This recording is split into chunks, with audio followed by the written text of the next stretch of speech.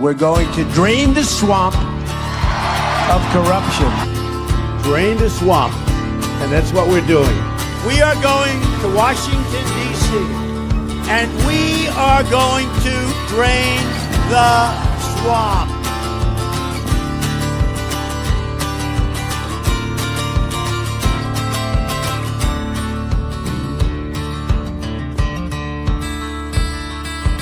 Is Harvey Barnard from the Nesara organization. Nesara stands for National Economic Stabilization and Recovery Act. It's a package that Harvey has put together, and he joins us in studio today.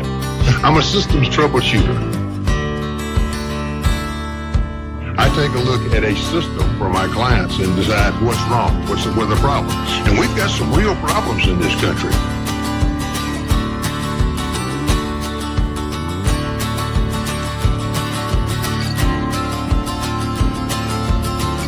This time next year, we're looking at a $6 trillion debt. Nesara is the only bill out there that says we get rid of $1 trillion worth of debt up front.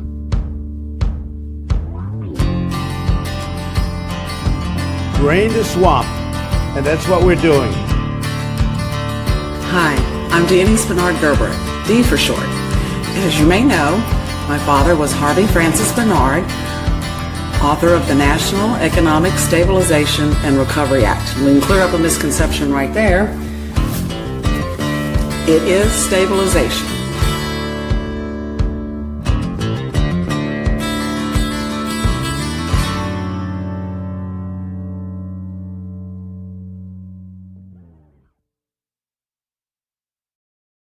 Good evening and welcome to the Real Nesara Show. I'm DIONESE Bernard-Gerberecht. We are so grateful to be here. Hope y'all all are doing well. I am happy to be accompanied by my friend and partner, FCB, and his wonderful team, Carol and Soren. Hope y'all are doing well too. Before we get started, I want to give a little quick shout out and send some prayers to the central part of the United States. They're getting hit with some really bad weather. If you happen to be in Arkansas, Missouri, Tennessee, in Illinois, we're thinking about you guys and hope everybody's safe. So just hunker down. How you doing this week, FCB? What's up? Good, darling. As you know, I've been quite busy with the Dakota's Den. That was a major success. Everyone is really getting a lot from it. And I want to say thank you to those with their amazing comments.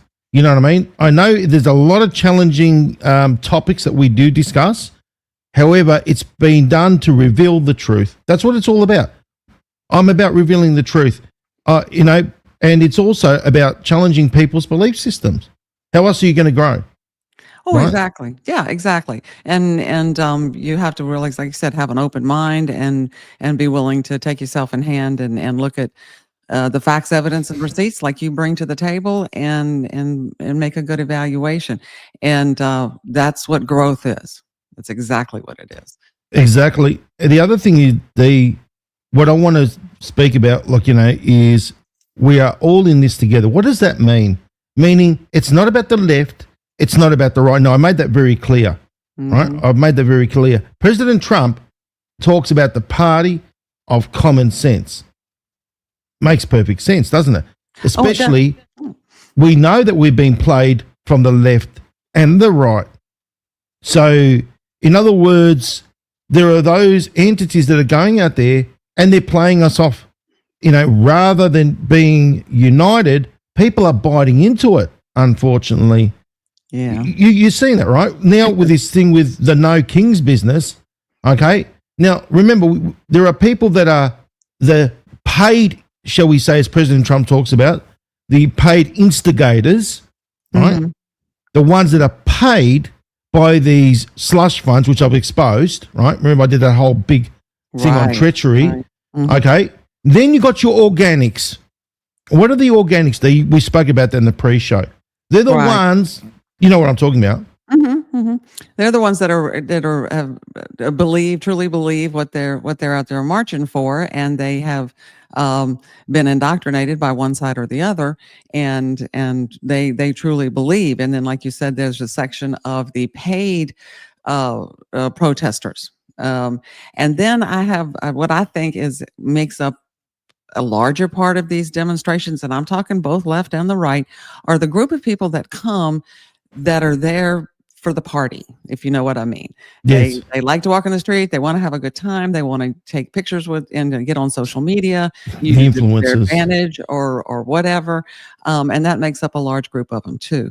So it's a shame, but that's just the world we live in right now. So. And the thing is also, there are those, and I've exposed them, in the guise of truthers, I call them the fakers, grifters, fakers, all them. Basically, they've been put in here for a reason, to basically divide people, conquer and divide, and destroy President Trump's movement from within. They're part of the deep state. I call them the channel, a multi-channel network of infiltrators. They work from the left and the right, both sides of the coin. And there are those that are playing the game, and people are biting into it. Now, my recommendation, ladies and gentlemen, is this. This movement that President Trump has created is about unity. Remember what President Trump said. He wants to be remembered as the unifier, right? Not as the divider. Right, exactly. And you've seen that, Dee. You see what he's all about. Yeah, he is. And if you look at his policies and the things he's done, that's obviously his goal. It is to make it fair for everyone. And, I was going to say, we talked about this in the pre-show. We always talk about the grifters and that kind of thing. And we jump on and we assume people know who we are and what we're here for. And we forget to. We had one gentleman last week, I think his name was Tim. He said, "Hey, who is this? Y'all are new show." So I want to take a minute in the beginning of each show and let y'all know, for everybody who's new here, who we are and what our show is about. Again, I'm DIONESE Bernard Gerbrecht, the FCB here with me. We talk about the real Nesara. Now, my father, Harvey F. Barnard, wrote the National Economic Stabilization and Recovery Act back in the 80s, late 80s, and he brought it up to Washington in the 90s, subsequently released it into the public domain in 1996. Shortly after that, it was co-opted and seized upon by grifters who utilized it not only in America, but made it a global thing. And they have just, it's gone, crazy. That's all I can say. Shortly, my father published his last work, which is Draining the Swamp, the Nesara Story, in 2005. Let that sink in, guys. 2005. And it's about monetary and fiscal reform. And it has his bill. It has all of his work in it, plus explanations. It's a wonderful book. He died in 2005.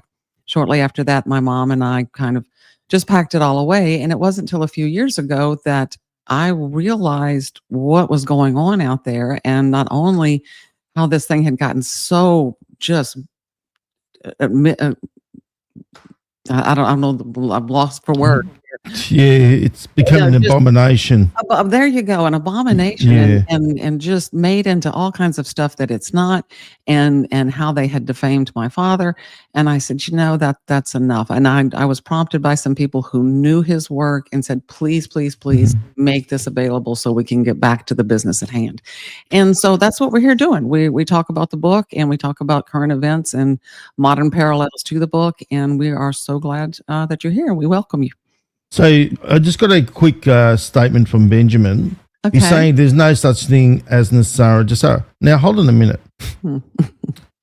Let's, obviously, he's obviously saying the fake, let's be honest, pseudo Nesara Jasara. But the real Nesara, as you can see over there on the screen that I've shown you, is real. That's real. Isn't it right, Dee? That's right. That's my father's work. The one on top there was the actual bill he brought up to Washington. And he went back many times and knocked on a lot of doors and spoke to a lot of congressmen, of course, because this bill will completely revamp our monetary and fiscal system and do away with compound interest, do away with the Federal Reserve, do away with the Internal Revenue Service by making a national sales tax. All of that is real. It did not get a lot of acclaim or notice. They noticed it, but they did not want to have anything to do with it. And then so subsequently in 96, he released it into the public domain. It has never been passed, and it has never been introduced in Congress as far as I know. And the pseudo Nesara, they used the same acronym, but they changed the name of the bill and began to utilize that to grift and make money.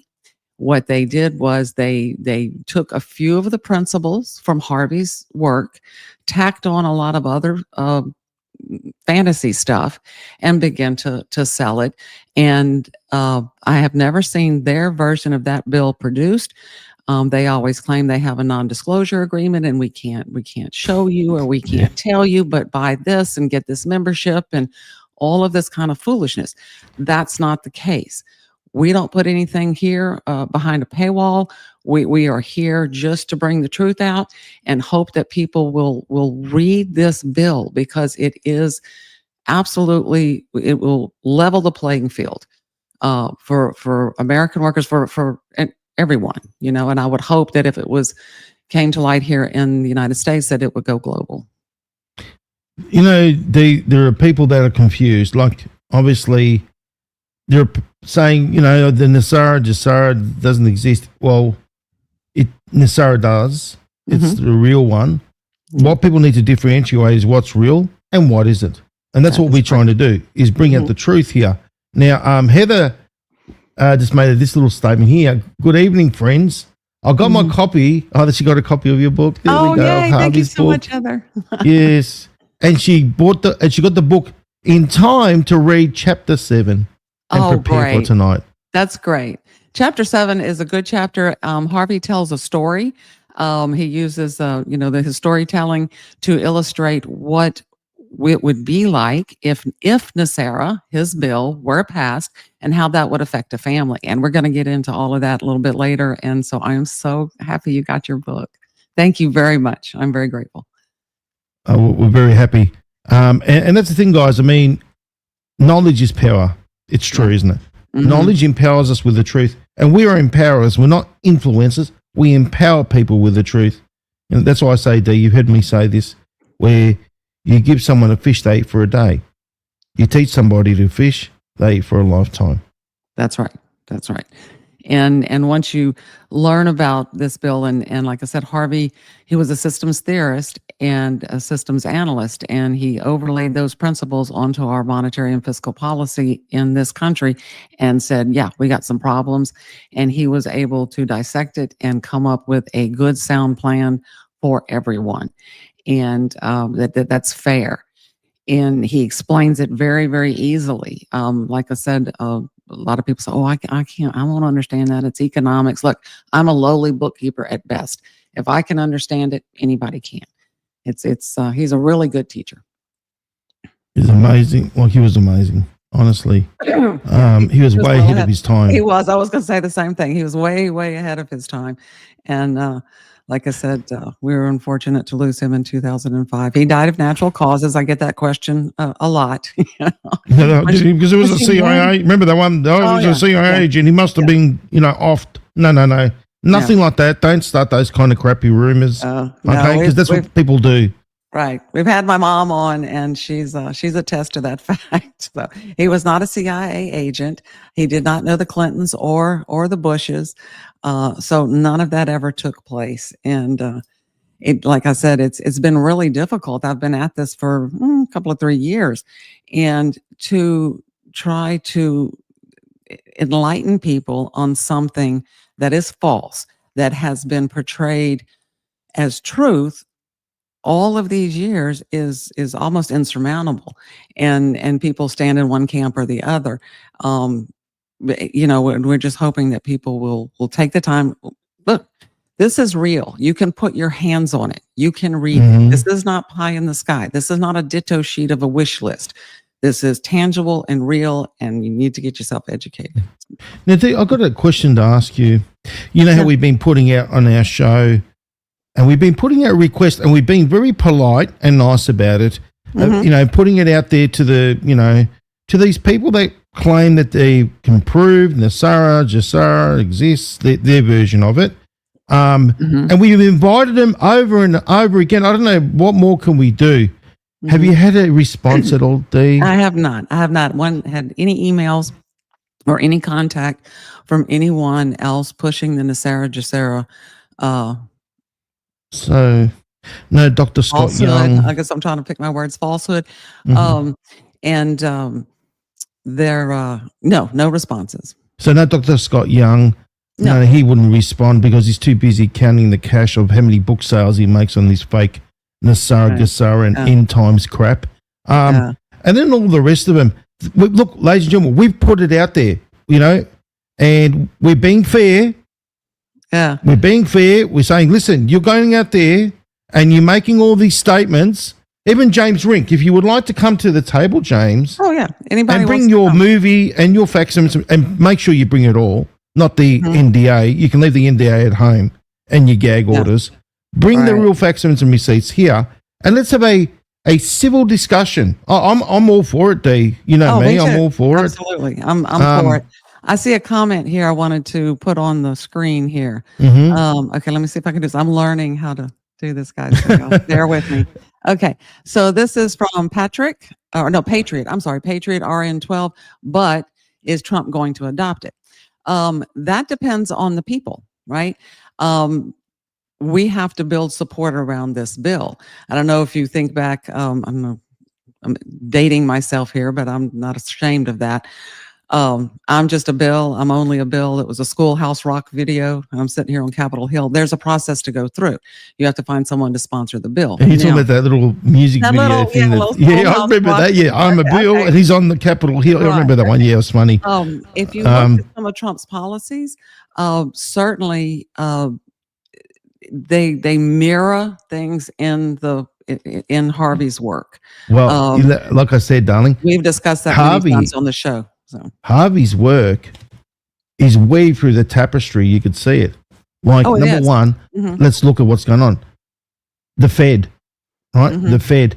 Now, remember, there are certain people that are being used to push this, like Rand Paul, Thomas Macy, about Mhm. all these things. And it's also going back to the Goldback standard. That's in Congress.gov. So whatever we're saying, it's all factual. You can go and check it out. yeah, Right? Even the thing is, we don't. I mean, like as it stands, we don't want the bill to do about removing the IRS. We want the IRS gone. Right? Mhm. Let's be honest. We want Yeah. that crap gone. we want a better But plan. not as it stands in the current bill. No, not like that. Mhm. Which is what we spoke about before. But Right. you could see what Harvey's work, and President Trump talks about meritocracy, and so does. Oh yes, Yeah, that's Harvey one of our spoke subjects about for it tonight. too. Yes, he did. That's what I'm saying. There's so Yeah. many things. What do you know what we say? How many coincidences before you call it mathematically impossible? Impossible. Yeah. Right? And since he released this book, Harvey released it in 2005. Okay, so look back. That's 20 years ago. Title of it, Draining the Swamp. You Exactly. begin to look at the similarities between, and it's not just on the fiscal level, but you look at what Harvey talks about: lawyer, politicians, cronyism. We're going to talk about that tonight. All of that kind of stuff. So I know that I have sent President Trump a copy, and I got a very nice acknowledgement from him. So he's seen it. Well, Dee, if I type in "draining the swamp" in the Q drops, are you ready for it? Here we go. Okay. Look at that. That's what I'm saying. Look at the date, 2020. President Trump. Okay, when did Harvey first write the book? It was in 1995, the first one, wasn't it? Well, yeah, 96, and he Yeah. had a book, and he released the bill, and then subsequently, the 2005 is when he did this edition. Look what President Trump wrote back in the day in 2018. Right. What does it say there, ladies and gentlemen? I'm Doesn't- draining the do swamp. you find it a coincidence? That's why I say these fakers have got a lot to worry about when all is said and done, because it's all out there in black and white. Look at that. I'm draining the swamp, and the swamp is trying to fight back. Don't worry, we will win. Don't you worry, President Trump. We know you will win. We do. You know, We do. it's there. It's all in black and white there. You can't, dispute it. You can't. You know? You can't. So. Like I said, we welcome those that want to dispute. Come to the table. Mm-hmm. You know? Yeah. I have an open mind, and like I said, my dad said in one of his interviews a long time ago, and he was speaking about his equations that he has in his book, because he has all of his work in the book, and he said, look, if I'm wrong, I'll sit down and shut up. So I have an open mind, and I'm willing to look at anything people can bring to the table, but it needs to be legitimate. Now, Dee, I think it's about time that we show the fruits of our labor. How we've all been exposed, and we're all in this together, guys. Where we go one, we go all. We're not one is above each other. We're all in this together, and we're all doing it together. It's a group effort, and we are winning because, Dee, I want to say thank you to Sora, number one, for bringing this one to my attention, and we love Carol. Now, you know who we've been exposing, the grifters, right? Mm-hmm. And when we're talking about the med beds, I spoke about that on Veracity, on Kraken. That's right. Yes. Yeah. And then we did a segment. Remember President Trump, he brought out that thing about remember that little video? And I exposed that video where it came from, which is from Instagram days before. He put it up there, and he wanted to make an example to that. And remember I said, the Trump trap was set. He wanted to see who was going to do what, right? This is what I'm saying, the genius of this man. And it worked, ladies and gentlemen. And what have I said, Dee? And towards the end, they're going to try and find an exit strategy. Well, one of the main culprits, ladies and gentlemen, to do with the med beds is now trying to find its exit strategy out of here. All right?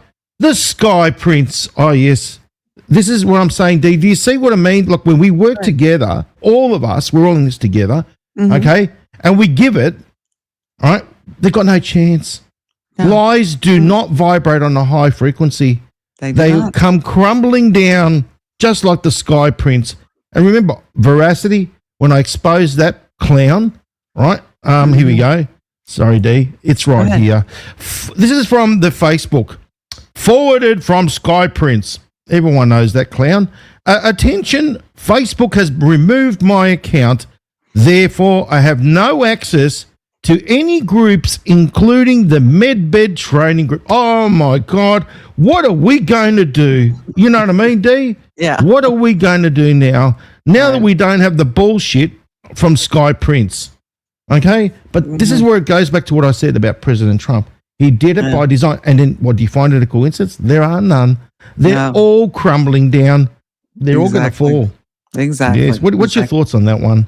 Oh, I love it. I love it. And when, like I said, we both sent emails a little bit at different times, and everything just like fell right into place. And when I saw his post, I was like, that was because we sent those emails. Remember? I know we sent those emails. Yes.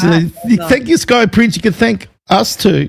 For your I got my response yesterday, which I found was October 17th. That yes, I got just the little general email from the White House staff, because I had emailed him about Harvey's work, and said, look, hey, these grifters are using your name, they're using your image, and they're bilking people. And please help us. And they answered my request. But again, it's from his staff. Yeah, if you have it, you're welcome to put it up there. So. This one here. You do want to? So that basically is that from putting out that request to do with the grifters. Yes, I think so. Yes, because and then you saw mine about the economy, and so I think that's what I do email him from time to time, and I'm never sure which reply I get to what email. But I think this one had to do with that. So. Well, think about this. I mean, President Trump doesn't like his likeness to do with on grifting, and there's so much of this. Oh yeah, it's gone running rampant again with the Bucks. You know, you heard about that crap? It's still going. Yes, I did. I saw that about a couple of days ago. I was surfing or whatever, and I saw that. So. But you know what they say: never interfere with the enemy destroying itself. Dave. Right. And that's exactly what's going on. So this is from President Trump, guys. Mm-hmm. Okay, do you want to read that, Dave? Oh, hang on. Let me get my copy. I've got it right in front of your screen. Yeah, Should be able to see it. It's so small. So I have a bunch of little small screens. So it just says, thank you for sharing your idea with me. America is the greatest engine of innovation the world has ever seen. From the beginning of our national story, our people have pushed the boundaries of what is possible, inspired by the belief that hard work will lead to lasting success. My administration is unleashing the golden age of America. We are cutting red tape in the book, bringing jobs back home to our nation's shores. Also, Harvey talks about that. Restoring pride in our work, and once again putting the needs of American people first.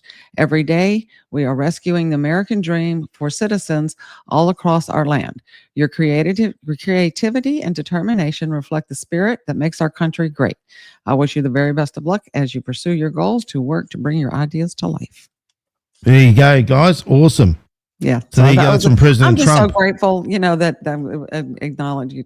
Look at the date that you got it on the 17th. Yesterday. Oh, you couldn't have got it on a better day, love. You know what I mean? Exactly. There are no coincidences, none whatsoever, guys. Look, October the 17th. Yeah. We know what that means, right? Right. Yeah. So I'm just very, very grateful and honored that I just put it on the screen. There you go. That's what it means. It means, he's got it. And this is what I'm saying. We all got the God bumps, Carol. Right now, I've got plenty of them, to be quite honest. And that's the thing. I mean, do you see when we all work together, because this movement is built on unity. That's what it's about. It's not about the left and the right and the left. That's all about division. It's about unity across all, shall we say, transcends everything. Right. That's what it's about. And it's about exactly what we're going to be talking about in our first little segment tonight, which is meritocracy. And that is being, given credit for what you do and what you bring to the table, as opposed to cronyism and or living off public debt. But we got a whole little segment on that. Y'all going to find it very interesting. So. We got some really great stuff coming your way today, guys. Yeah. Don't you worry. The shows just get better and better. You know what I mean? They do. And you know what? We are attracting, guys. Thank you very much for your comments. Really amazing, positive comments. There are people that you see some of the comments like,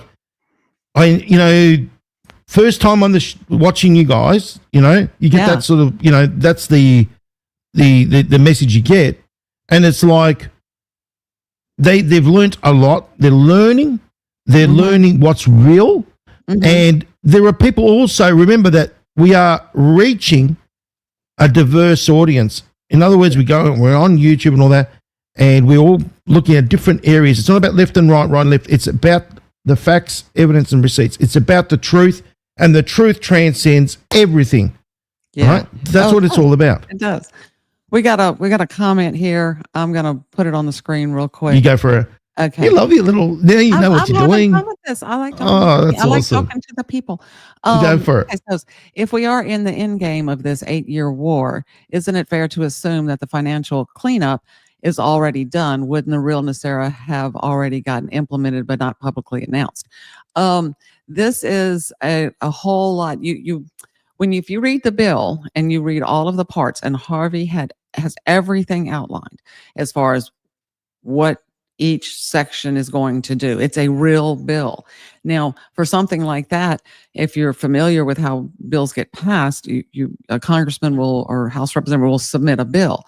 Then the discussion starts. Then it starts, back and forth. Well, we'll do this, or we want that, and blah, blah, blah. And they start working on it before it gets passed. And then it obviously goes to the president. I don't think that it would have been passed and or implemented, even though we've got this 8-year going on. I think it is something that would come after things stabilize. If you follow the queue and realize there may be unrest or something like that, then it would come after that. But you can certainly see the evidence of principles in the bill reflected in President Trump's policies. In other words, he's utilizing tariffs to bring business back here, also to help run the government. We talked about that extensively last week, how tariffs funded the government previously, prior to 1913. And it worked just fine, provided that your government isn't overspending. And the other things that, he is doing, like I said, that are reflected in the bill. So we need to make sure that our representatives know this is what we want. And that's the hard battle. So I appreciate your question. Thank you. So just adding to that too, tariffs are also, as President Trump just said recently, and he has said it before, and I have spoken about it, national security. Yeah. Very, very fundamental. Mm-hmm. Because you think about it, what is the tariffs doing? China have been running rampant, doing whatever they've been doing, building their economy. And remember, it's all about weakening America. And as Q says, America falls, so does the rest of the world. We're all tied into this. So think about this. What did they do? They were taking over the chip industry, which is huge, especially in today's day, age, with information technology. We're relying on computers for everything, anything and everything you could possibly imagine. It's also connected to the internet, right? So think about it from this perspective. These chips also allows access to these entities like the Mossad, which I exposed recently, right? Yeah. The CIA, which are, remember, they're not looking after America's best interest. They're looking after the foreign entity's best interest, right? Now, China obviously wanted to weaken America as well. And you think about it, having a backdoor they're the ones that create all the chips. Forget about it. They put them in all the servers, motherboards, right? You think about where those computers are at the Pentagon, you know what I mean? That basically connect to the nuclear warheads, you know what I mean? Yeah. No, it doesn't look good at all. That's why President Trump had to do what he had to do. Because you know what? The moment where there's escalation and war, they could turn the bombs in the opposite direction, hack into it, remember, they know. Yeah. And President Trump had to do it for national security. Well, does that make sense? I think, it makes sense to me. And to the viewer's point, there's a lot of cleanup to do before we can start, really working on ourselves. We have to, like I said, national security. We have to secure, our homeland and our people before we can say, okay, hey, let's look at some changes. You got a comment there? Yeah, from Hans. I'm grateful for FCB, Carol, Soren, and Dee. Love you all. God bless. Would also like to thank our President Donald J. Trump, and his family, our awesome military. God bless you all. Yes. And all the fallen. They had the big celebrations today. I think 250 years for I don't know if it was the Marines, I believe it was. That's right, yes. And we had Headseth. He makes me laugh. I know. Because it's like, okay, he likes being around sweaty men all the time, which is a bit of a worry, to be quite honest. He wakes up early in the morning to go around and be with sweaty men all day long. But no, and then also think about it from this perspective, social media. Okay, because let's look at what Pamela Blondie, she's always around doing all these little, stunts. And together with Kristi Noem with the inflated lips, talking crap. And I don't do that, please. I've got all the dirt on them. I know, but so, I'm not interested. Yeah, even on good old Kristi, don't you worry about that one. But yeah, Christie goes around with every photo opportunity. But President Trump is basically making a fool out of them all. No, you better go and do this. You better go and do that. They're being put on the spot, okay? Because that's what they're doing. I mean, they're doing things that are so ridiculous, and you think about it, by doing that, it's attracting more attention on them. You know what I'm saying, Dee? So everyone talks about Pamela. Every time you go into the comment section where Pamela Blondie, I call it Pamela Blondie. Sorry, I've got nothing against blondes. But Pamela Bondi goes around and she says she's going to do something, and then she backtracks, and then she tries to basically gaslight people that it never happened. You know what I mean? Like a Men in Black sort of situation. And people are seeing it over and over again. And it's like, well, hold on a minute. You were saying about the Epstein files and all these nasty things about all the videos and all these things, and then all of a sudden you basically said that doesn't exist. Then you say something, and then that doesn't exist, and it's like the same thing over and over again. So people are really getting, shall we say, upset and angry with her, and they're starting to doubt her abilities. And I'm telling you, this has all been done by design, because you know her connections to Qatar, right? And what she's really all about, and who she's been working with. Remember, McCain, she's all for McCain. Right. And you know it all connects up to the left as well. It's not about the left and right. You realize that. Right. It's not. It's about good guys and bad guys. So exactly. So I don't know. Ready to get started? Yeah, let's go for it. All right. So tonight we're gonna start off. We had two questions last week that really set the tone for this week. One of them was about meritocracy, and the other one was about the mortgages. And I said, okay, let's just jump in and take care of this. And as it would have it, Chapter 7 gives us a lot of good information. So we'll start off with meritocracy. And would you like to know the etymology of that word? Yes, that's what I would say. That is you. What is the etymology? Okay, you go. You can read it. Go ahead. The reason why I've got this is the O is what we call a bridging letter, right? So the word merit comes from the word merio, right, or merio from Latin, and the word krasi comes from the word kratia in Greek, which means krasi, power, strength, authority, rule, and system. You get what I mean? So you got this little O in the middle, which is bridging those two words together. Now, this is what President Trump talks about, meritocracy. So do you want to read that, Dee? Okay, I'll see if I can. Okay. Within a hang on. Bring it down. How's that? No, I still can't read it. I'm on a different screen. You get bigger now. Screens. I do. I can make this large, I guess. Okay, here we go. Yeah. Within a meritocratic system, success in life depends primarily on each person's individual talent, skills, and effort, essentially based on performance. In a true meritocratic system, the focus is on abilities and qualifications rather than gender, race, or social background, known by the merits, not by the wealth or status.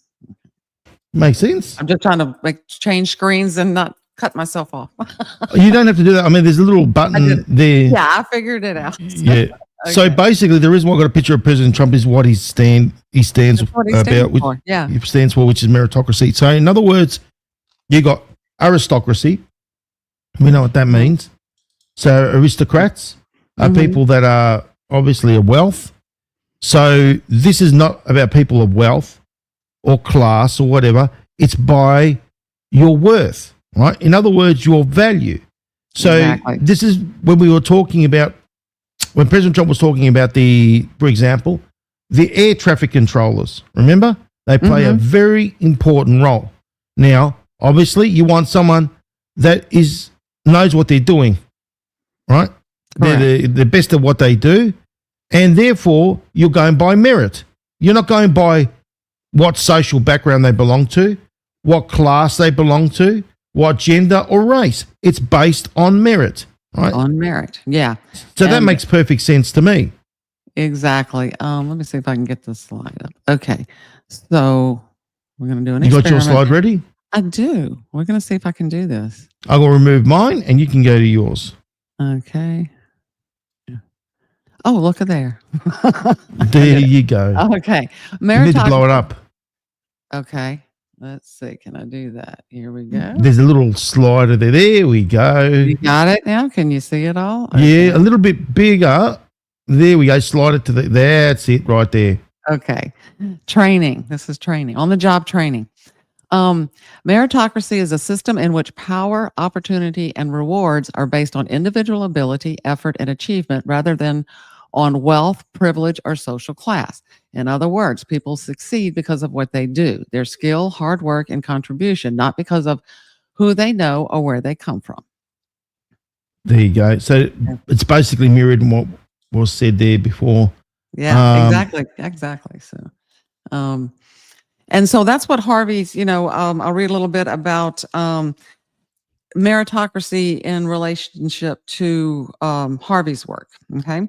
So in Draining the Swamp and the Nesara framework, merit doesn't mean wealth or privilege. It refers to earned productivity and value creation. The idea that citizens should prosper according to their real contributions to society, not through financial manipulation, speculation, or debt instruments.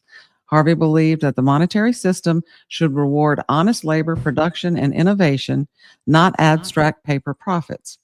So his system aligns with moral meritocracy, a society where people advance through their productive effort under natural economic law. And let's see, I think I had a slide on that as well. Let's see. All right, D's still in training. I am. Well, I'm working on it. Okay, here it is. Hold on. You're doing well. You're doing I'm well. just not as fast as you. So. No, it's all good. Okay. Just add that. I'll just remove that. There we go. There we go. Okay. All right. So what he's talking about here, as you can see, is natural law economics, and it's the foundation of Nesara. The law of nature. Definition. Natural law in economics means systems operate by cause and effect. Effort creates reward. Waste creates loss. It should be loss. And imbalance creates connection. Key principle. Economic justice follows the same law as nature. Harmony arises when nothing takes more than it gives, right? So that's natural law. Violation of natural effort equals reward, in other words. Right. And, which is fair enough. Right. And so you want to relate that to modern times, people get ahead or let's go to the DEI, all of that kind of stuff. It's because of who you are or what your background is, that kind of thing, and you immediately get advanced. And it's not based on what you can bring to the table, how good you are at the skill or the job, and that's wrong. It should be based on merit. I agree, and that's the thing. There's not enough meritocracy, to be quite honest, D. Especially as you can see. Let's talk about why am I saying this? Is because we do a lot of hard work. When we produce all these shows and all that, and yet it's not the effort does not equal the reward. The reward can be basically this, right? So it depends what you value a reward. What's a reward? A reward is also being, satisfied with the works that you do. That's a reward. The people that you reach, that's a reward. Okay. But talking about monetary, no. We don't get that, right? No, we don't get that. No. We don't get that at all. No. In fact, the others that go out there and spew all the garbage, right? That's why there's a violation of natural law. That's what I would like to call them. They're the violation. Right. Because, as you'll see, he relates it to a monetary and financial system for the country within the terms of meritocracy. But they're interested in the money and what's in it, for them, and they're not interested in what happens to the lives of people who follow them. Correct. In fact, at the end of your show, it wasn't the last one, but I think it was the one before that you had that little song, Conmen. Oh yeah, good. Grifters and conmen. Grifters and love conmen. that. Yeah. I looked it up. I shared it with some friends. They loved it. So, okay. So let me go back. You know what, guys? It's basically this. For us, what is our reward? What do you value? You know, and it's helping humanity. Right. That's the way I see it. Yeah, we want people to stop sitting at the tennis game, I call it, and doing this. Okay, left, right, left, right, right. We're all, I said it early on, you know, they can do whatever they want, but at the end of the day, we're all in the same ship. Okay, we're all in the same ship, and when it starts to go down, we're all going to be there together. So that's exactly right. We need people to, you know, kind of put all that aside, you know, and take a look at the facts, evidence, and receipts and see what's real, and realize that, you know, the gentleman said, wouldn't it have already been done and all this? We don't have a whole lot of time, you know. In fact, at the end of today's show, I'm going to recommend that little video that I sent you, where people can learn about the fall of civilizations and how, while history will lead you to believe that it was all because of invaders, actually the fall of the greatest civilization started before that, and it was because of debt. And yeah, that's where we are. So, and I just want to say thank you to we the people. Okay. You too can be proud of everything you brought forward. Thank you so much. Thank you very much. I appreciate that. Rosedale Confidential, FCB&D have a natural chemistry. Great to listen to. Love it. I mean, it's just all natural, guys. We're just natural. I mean, just being us. That's all it is. Authentic for real. That's it. Doing it as we go. So. Exactly. Yeah. So we'll go back to that slide that you had there. So, we know the law of nature is basically effort equals reward in essence, right? Mm-hmm. Yes, that's correct. And so the economic justice follows the same law as nature. Harmony arises with nothing takes more than it gives. That makes perfect sense, right? So whatever Harvey's saying there, the violation though is where we are at. That's where we're at in the middle there. Yeah, we are, and the system, you know, that he so eloquently describes in here, that has developed over time because of the desire. Politicians realized early on, hey, if I promise them whatever they want, then I move into a position of power and money. And so they attempted to create the utopia, right? And along the way, in fact, the line he uses is on the way to the road to utopia ended up in a swamp, right? And so this has been the result. Modern-based systems, this is the imbalance. Debt-based currency creates something from nothing. Of course, they just print money whenever they want to. Compound interest multiplies claims beyond production. Tax on labor punishes creation.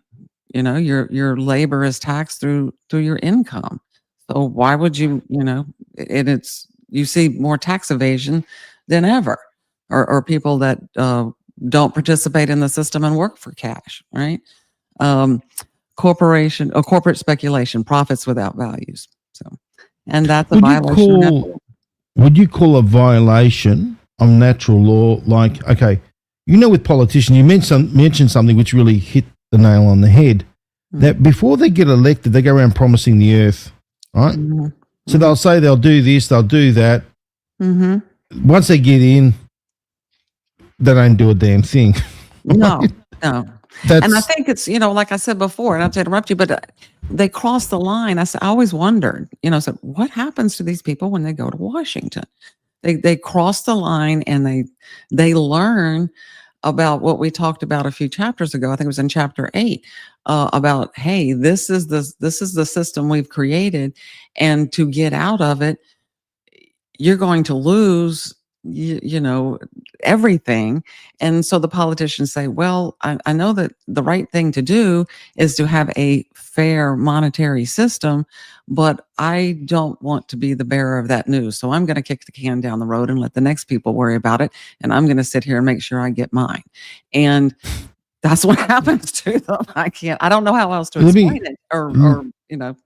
Let me give you an example, right? Okay.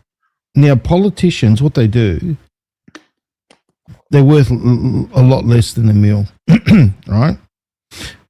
As soon as they leave, the multimillionaires, it's the same pattern, and the mathematics don't make any sense, right? So, in other words, they take advantage of their position. Like, there are people like Marjorie Taylor Greene, for example, right? And I'm going to give it an example because she goes around the place, and that's one thing I don't like is hypocrites, ladies and gentlemen. I don't like You're right hypocrites here. at all, right? Now, Right. yeah, we should put hypocrisy is there as well. Right. Because Marjorie, unfortunately, has been going around on her little perch and playing the game of I'm against this and that and the other. I'm against Pelosi, but yet she's participating in, shall we say, insider trading, right? And she goes around and she plays the game of being part with the people and all that, and she's worth over $21 million from the insider trading investments that she's made. I mean, how does that? I mean, we do that. We're in jail. See you later. Absolutely. Okay. Absolutely. What gives these people the right to do that? I don't get it. Yeah. They go around and they have the audacity to go around on their perch and claim that they're against this and against Pelosi that's doing insider trading. And they're the same ones that are doing the same thing. I don't Right. get it. Yeah, I don't either, Are and I people don't that think it should be stupid? allowed. I think that should be off the table. If and Harvey talks about this in the book as well. If being a congressman, congresswoman were actually a servant of the people, and that was restricted to you just do that, very few people would sign up for the job.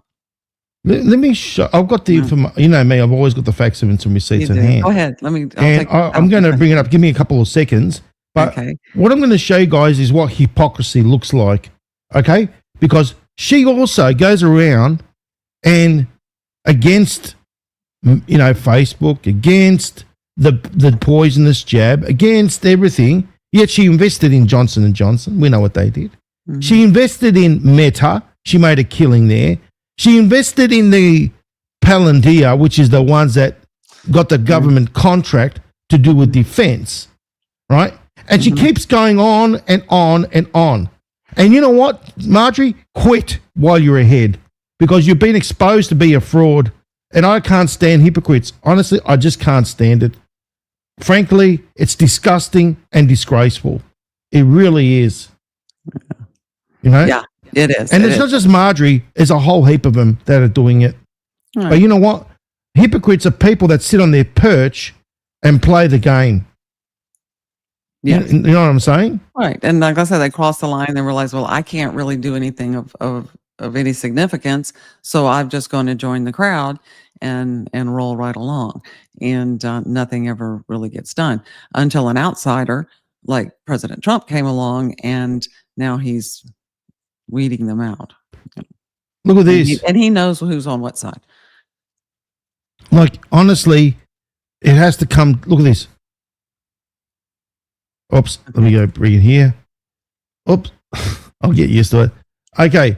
So when you refuse to bow to the uni party, this is what she put out on X, they try to destroy you. I've seen it firsthand. They're attacking me because I refuse to play the games because I won't trade my integrity. Get this. For approval, because I fight for you. Really now, do you fight for your pocket, Marjorie Taylor Greene? Look at that one. Ever since, look at this, the article that was on June the 8th, 2025, representing Marjorie Taylor Greene, net worth jumps to 21 million. That's all been proven. And since joining Congress, top 6 stocks she was buying amid tariff chaos. Lovely, isn't it?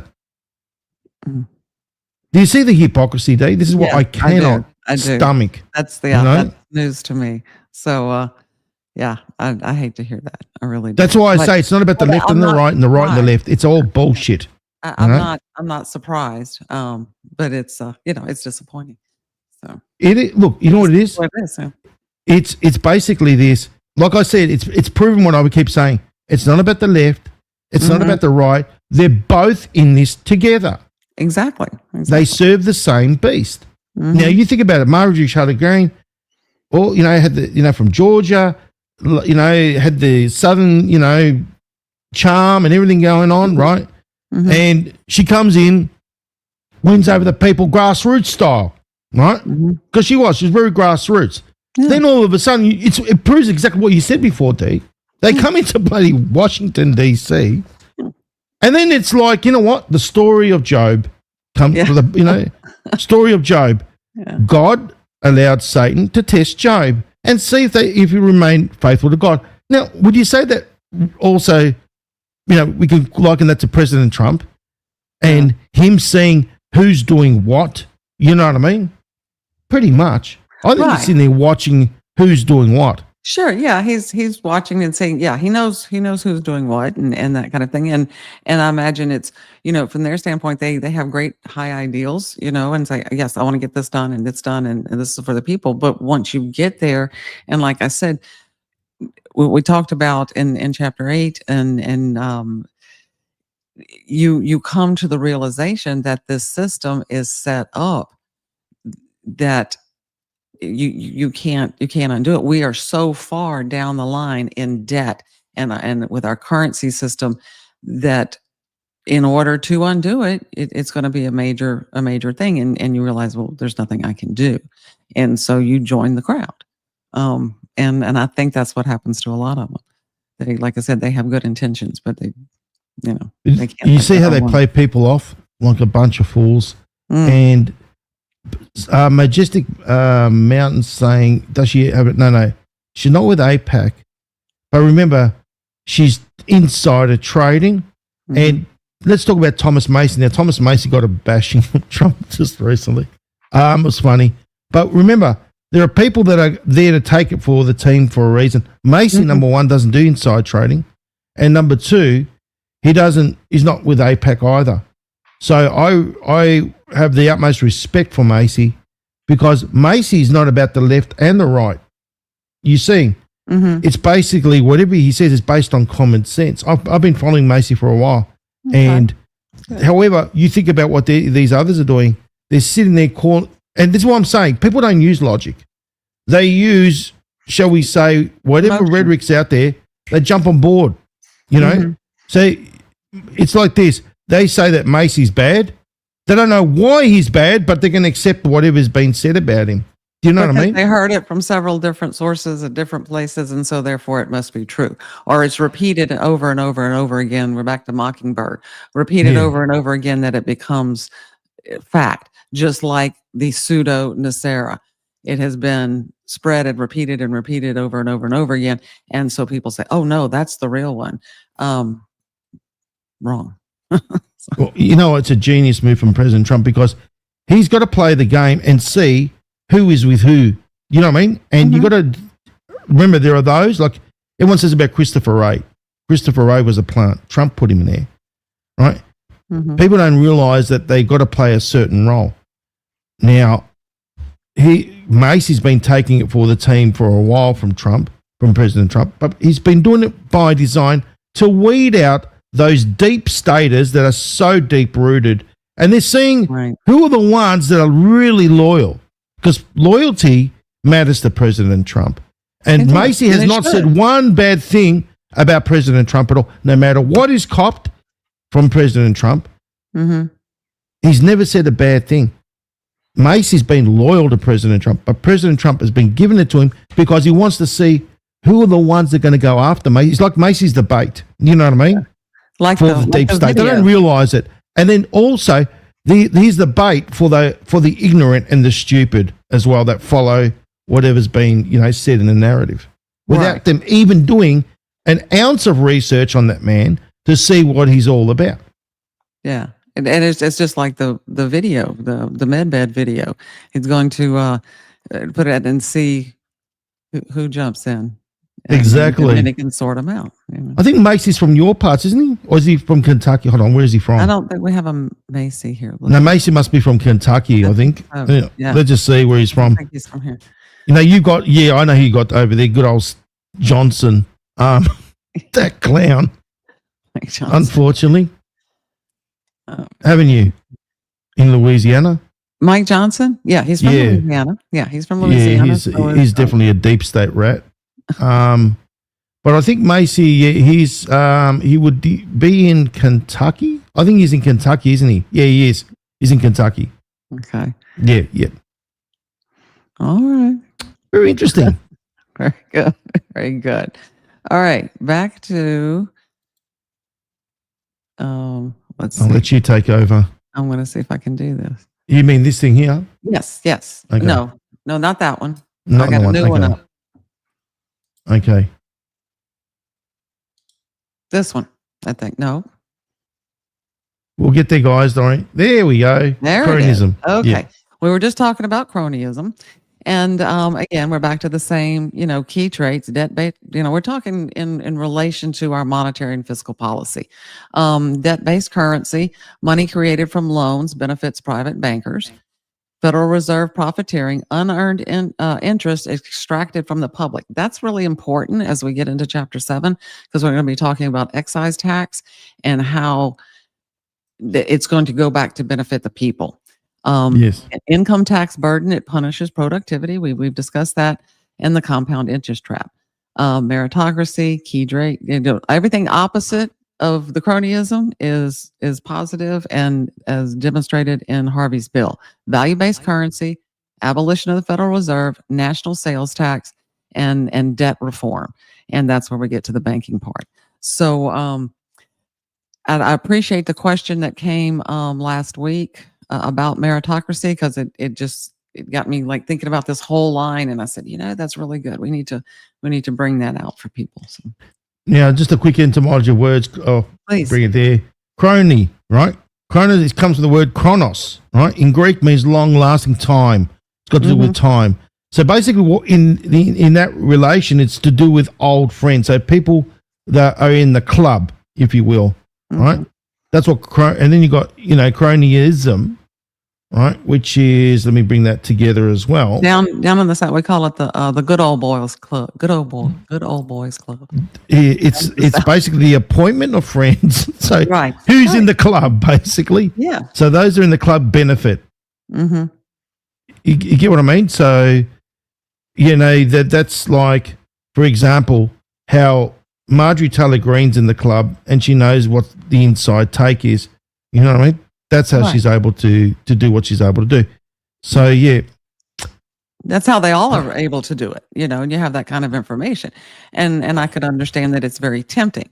If you can make a few dollars here and there on the side, but I don't think it should be allowed at all. I don't like that. I also don't like lobbyists. Okay. Paid I lobbyists. agree. That should be gone. That's one of our major problems is special interest groups and lobbyists. And if the government will stop trying to promise everybody utopia, right? And supporting all of that and go back to spending on what government should spend on, that would go away by itself, because there would be no money in it and people are not going to do it. Think about it from this perspective too, Dee. You got lobbyists that influence Congress people. Mm-hmm. That is interference. Mm-hmm. It literally is. It's an interference of the people's will. So in other words, their interests of these lobbyists take precedence over what the people put these Congress people to do. Yeah, exactly. I mean, and they're paid to do this. And I mean, you look at what you have brought out about, APAC. You look at pharmaceuticals, you look at in any of the big other industries, that's how they get their will, is by bringing the big money to the table to the Congress. And I mean, you heard Jean say it in the interview. She said, you don't just get to go see a congressman as a citizen. You better know somebody who knows somebody and have, something say you might get to see an aide or a clerk of that particular congressman if you're lucky. So if you went there with a big shall we say, briefcase full of cash, you've got a chance. Or something else valuable, some Yes. information or whatever it is that you're, we got one that says, influence peddling. Yes. And that's what it is. And so the common people don't get to get their voice heard because we can't shout over that. We can't compete with that. How can you compete? You can't. So. No. Okay. The next part of the show we're going to do is I wanted to run through the actual sections of the bill. So I'm going to bring this up here. You ready? Yeah, go for it. Okay. Okay. There we go. So I went to chapter 5. I told y'all in the book. Here we go. We have to tell everybody how to get our book. It's available on Amazon. Yep. And did a little section on the bill. Yeah, there you go. If you go to that website, you can find out all kind of information about Harvey and about the book. And there's several links on there. Then we'll go through the website in a little while, but you can order your book there. We do have it in the Kindle and on Barnes and Noble in their online book format, and of course the paperback is there on Amazon.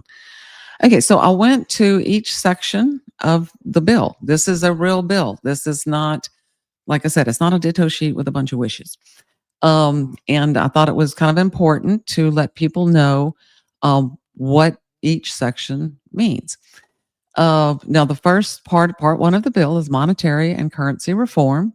Section 1 is definitions, clarifies legal meanings of key monetary terms, dollar, lawful, money, tender, to align all monetary law with the Constitution and prevent manipulation through redefinition. Remember, we talked about that last week or the week before, how the redefinition of words has led to the ability of the lawyer politicians to make up the rules as they go along. All right. Section 2 is congressional findings. Now, anytime you present a bill, there is a section there that they want to know, why do we need this? Kind of what we call in the medical industry a letter of need. Why do we need this? And so Section 2 devotes itself to that. Congressional findings states the factual basis and national need for reform, ensuring monetary changes are justified and transparent before becoming law. So that's where Harvey outlines why we need to do this. Section 3 is congressional authority. It affirms Congress's constitutional power to control monetary creation, regulate value, and punish counterfeiting, placing full monetary authority back into legislative hands. So this would, now the Congress is in control. Section 4 was the creation of currency. Directs the Treasury to issue 3 lawful currencies, credit note, silver coin, and gold coin, while ending the Federal Reserve note, printing and reopening U.S. mints to unlimited private coinage. That's a really interesting section there. There's a lot to get to in that. So read it in chapter 5. Section 5, the dissolution of the Federal Reserve. Transfers all Federal Reserve assets to the Treasury, forming the U.S. Treasury Reserve System. So that would take the place of what we now call the Federal Reserve. And this new system is governed by citizen representatives to maintain a stable currency. The way he breaks that down, I think the governor of the Treasury Reserve System should have banking experience, but the others cannot. So there's no conflict of interest when it comes to the banking reforms. You got any questions, FC? So I'm just very interesting. on. No, very interesting stuff because, look, I could see that weaving, as I said, through the tapestry. Like we keep saying over and over again. Yeah. So. Yeah, it is. Like, I know President Trump's read this book for sure. I'm telling you right now. I think so. Yeah. Section 6, Treasury Reserve Banks, converts the 12, this is what I was talking about, the 12 private reserve banks into public Treasury Reserve Banks, integrating their operation with Treasury oversight and using credit notes to retire debt gradually. Section 7. Well, I just want to stop you there. Okay. You can see how this government shutdown, what it's doing. It's cleaning up. shop. Right? He is. And I mean, it just played right into the hands. And we were talking about Yes. how he's using the tariffs to pay the military. And we went back to prior 1913 and looked at that and said, yeah, this is, but at the same time, you have to cut the spending. Right. And so that's what he's doing now. I mean, he started out with Yeah. Doge and all of that, and that was great. Then get organically got the people involved and saying, yeah, we need to cut our spending. And got it out there, but now he's really doing it. So. What I'm going to tell you is that he is basically controlling it all. And it's all been done. Look at it. Look at the Doge not long ago, right? Right. Cutting all the, all the fat, trimming the fat, so to speak, and exposing the fraud. Now he said, well, I'm getting rid of all these programs that we no longer need. You know what I mean? And then it allows him access into, hold on a minute, where's this money coming from Antifa? To Antifa, where's it coming from? And remember, I brought up about all these sources, and those entities who are involved are the ones that he talks about being under the dinner table with. Right? That's the genius of this man. You know what I mean? It is. It's just giving him the leeway to do what he has to do. What is very interesting, though, 2D, is that there are certain programs like they are talking about, which is very interesting, which is the nuclear weapons program that is under jeopardy at this point. In other words, they can't continue to run it while the government's shut down, which is very interesting. So that's come to the table now. In other words, could it be done by design? Could this be the way forward, how they bring this all down? That's interesting. It all makes perfect sense to me. He's using this government shutdown, number one, to expose, like you're seeing the ones that are doing, like Schumer, they call it the Schumer shutdown, and they're exposing all those cast of characters. But it's a way of getting rid of all the garbage, trimming the fat, and then exposing those that have been behind those, shall we say slush funds? You know what I mean? Yeah. That are like the Arabella, sorry. I think it was the Arabella. Isn't that what it is? Arabella, yeah. How they've been spawned. I mean, a lot of the billions of dollars have been coming from Soros, all these different streams, Bill Gates, Zuckerberg, and all these others that are connected to it. That's why he said about them being at the dinner table. So it's genius. Yeah. The way he does things is just it's mesmerizing. Every time you think you got it figured out, no, he's got the next thing. He is so far ahead of you. But to see these things interwoven in what he's doing is just wonderful. I feel very grateful to live in this time and finally see this. Ways to go, but like I said earlier, you got to take care of first things first, and then you get to the rest of it. So okay, so we got a question here for you. Okay, Patriot Run 12, RN 12, I'd say RN. Yep. Okay, I'll blow this up. Okay. How does Nesara work with crypto? Did Harvey drain? No, that crypto was not a idea back in 2005 when he released this book. Crypto is digital, and I can tell you that it is not something I feel that he would have liked. Now, we are already, and we talk about this almost every week, I think, is that we're already used to doing business digitally. You have your card, you have your bank account, and that type of stuff. But what backs up your money is not tangible. Okay. And this is where the difference comes in. You have to have a solid backing, and something that you can unplug from the wall is not solid. That's all I can say. Yeah, pretty much. And so that would not have fit into his plan. There was some interesting things said just recently, and what grabbed my attention was the grid. When we talk about the grid, the power grid, right?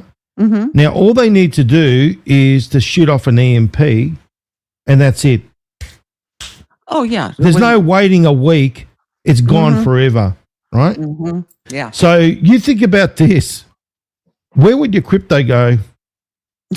And to cyberspace, nowhere. It would go Well, nowhere. Yeah. the power grid goes. President Trump has been alluding to it. He's been saying about the grid susceptible to attacks.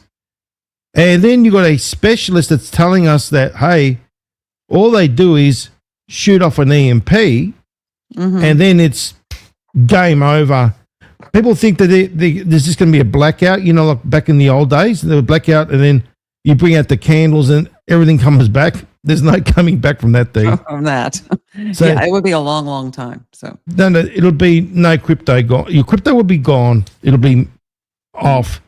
Yeah. And especially when there's no electricity running, how are we going to plug in your cold wallet? That's going to be useless.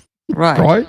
Yeah, and in situations like that, and those of us who have been through major storms understand the value of community, understand the value of barter and helping each other, and that's when you find out what you can count on, what's really real, what's real and tangible, and that it's necessary. And Harvey's system put us our currency with a gold and silver backing. So your dollar bill is actually worth something. That's why he calls it a credit note, not a debt note, is what we're talking around right now. So, yeah. Interesting. Oh, where do we leave off? Okay. Well, would you rather have gold or crypto? I know what I'd rather have. Oh, because I'd rather have it in my and none of that virtual gold crap. No, it has to be in your hand. Yeah, I think so. And agreed. Okay, so let's see. Okay, Section 7, debt reduction and banking reform redeems Federal Reserve stockholders, replaces government debt with Treasury credit notes. We were just talking about that. Cancels public obligations and ends banks' profit from government securities, removing double use of taxpayer funds. Okay, now that's Section 7 as a whole. It's I guess it's about 2 pages, but you need to read that part of the bill. Monetization fee. We're going to be talking about that tonight a little bit. Let's go on down a little bit here. Okay. Section 8, monetization fee tax imposes a progressive excise tax on loan interest or monetization fees to discourage excessive debt and generate fair public revenue. When we get to the example of the mortgage, I will show you how and where that excise tax plays in. Section 9, exchange value index. Remember how I told you the new Treasury board, they have, after they settle everything and get the system running, they have one job. And the job creates a Treasury credit note index to keep the notes value stable. In other words, they're dealing with the exchange rates of gold and silver, and establishes the Treasury reserve account as a policy tool for balance expansion or contraction of credit. I want to point this out for a second. This is the kind of detail that Harvey went into in this bill. Again, this is not something like the ditto sheet that the poor lady took to the court. Okay. He's got everything, down. Okay. This goes here. This goes there. This is why. And it's something tangible. Section 10, charters for credit unions, allows credit unions and community associations limited fractional reserve charters to compete fairly with commercial banks under consistent rules. I know people out there are a member of a credit union. I know we are, and we really like it, and so we'd like them to prosper as well.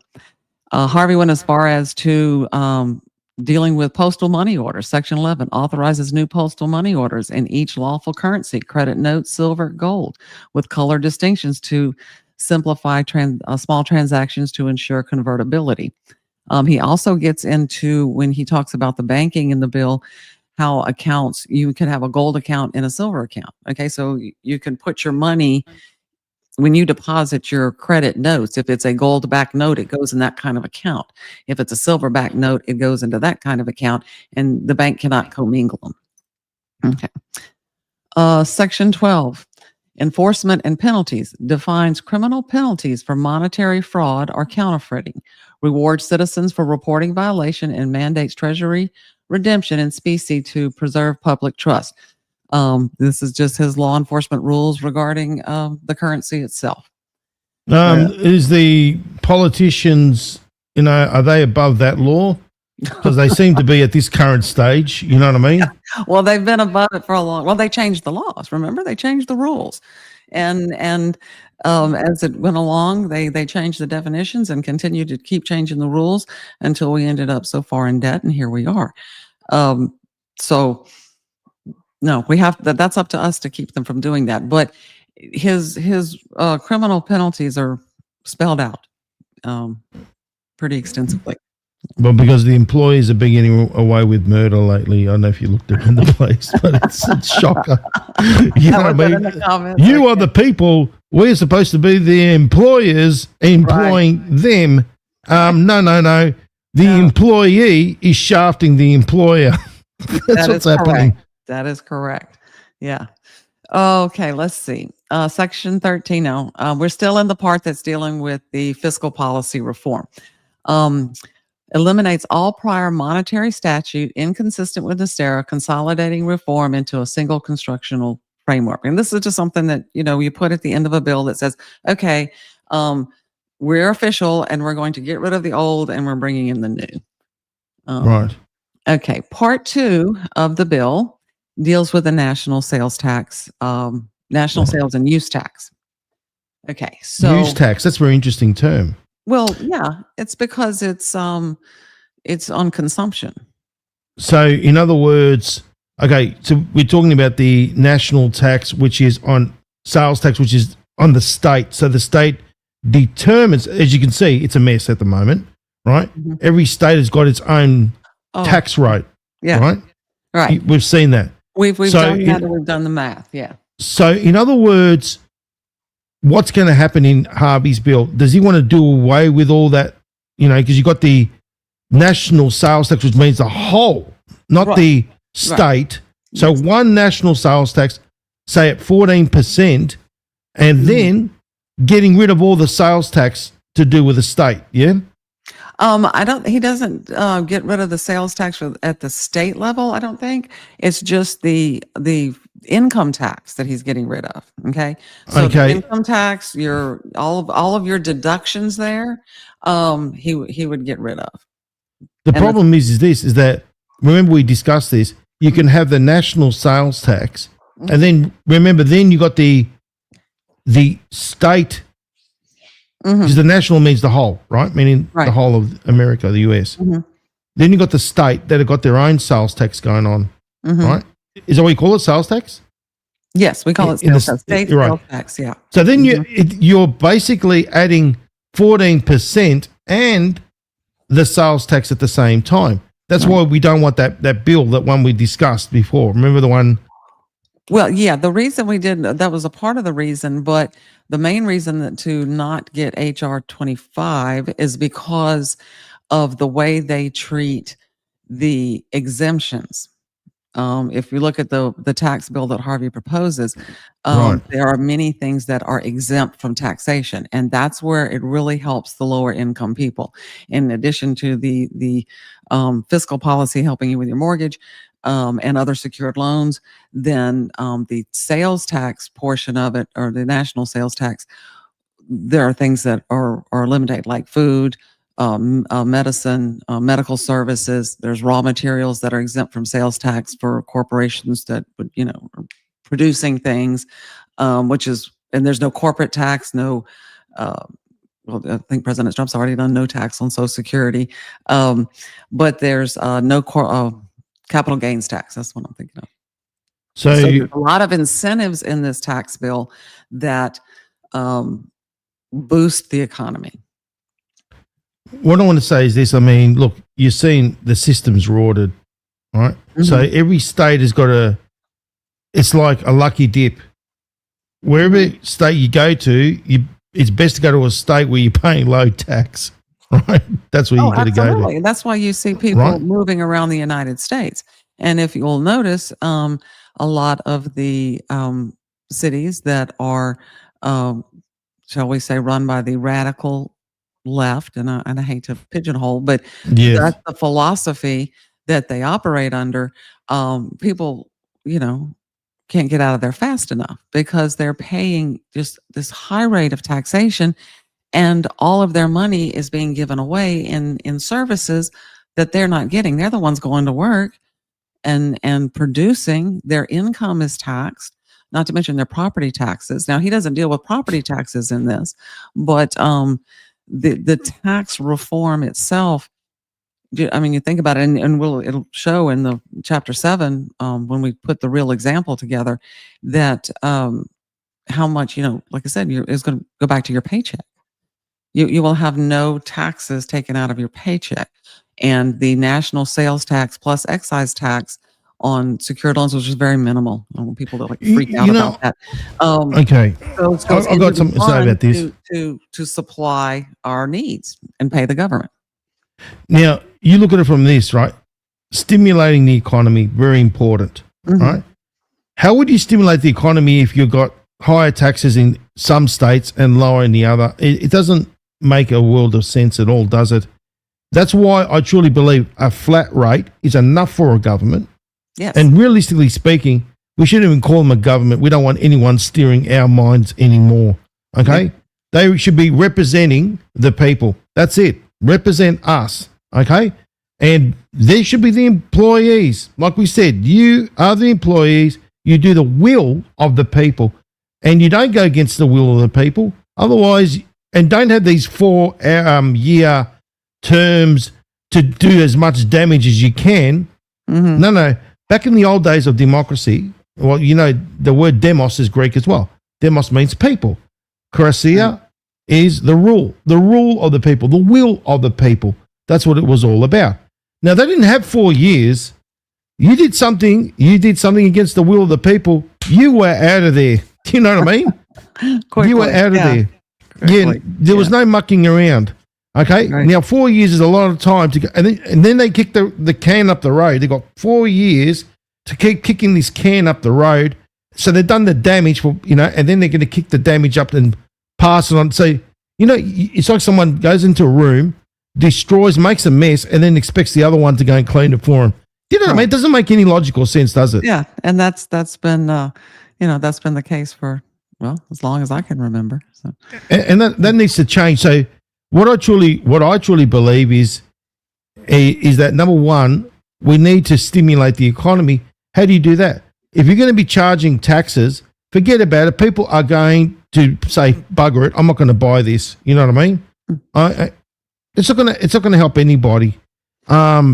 They need to have a flat rate. They really do, and that should be enough. And trim the fat. You don't need all these bureaucrats out there. Get rid of them all. You know what I mean? That's right. It's disgusting. You have to cut your spending. You have to cut your spending. The government has to cut their spending and only provide what they are supposed to provide. Now, Harvey was very much on the side of funding Social Security, Medicare, Medicaid. These are good services. Yeah. We're not, if you would take the independent philosophy of things, they just say, here's your gun, here's your plow, good luck to you. They don't want to give you anything.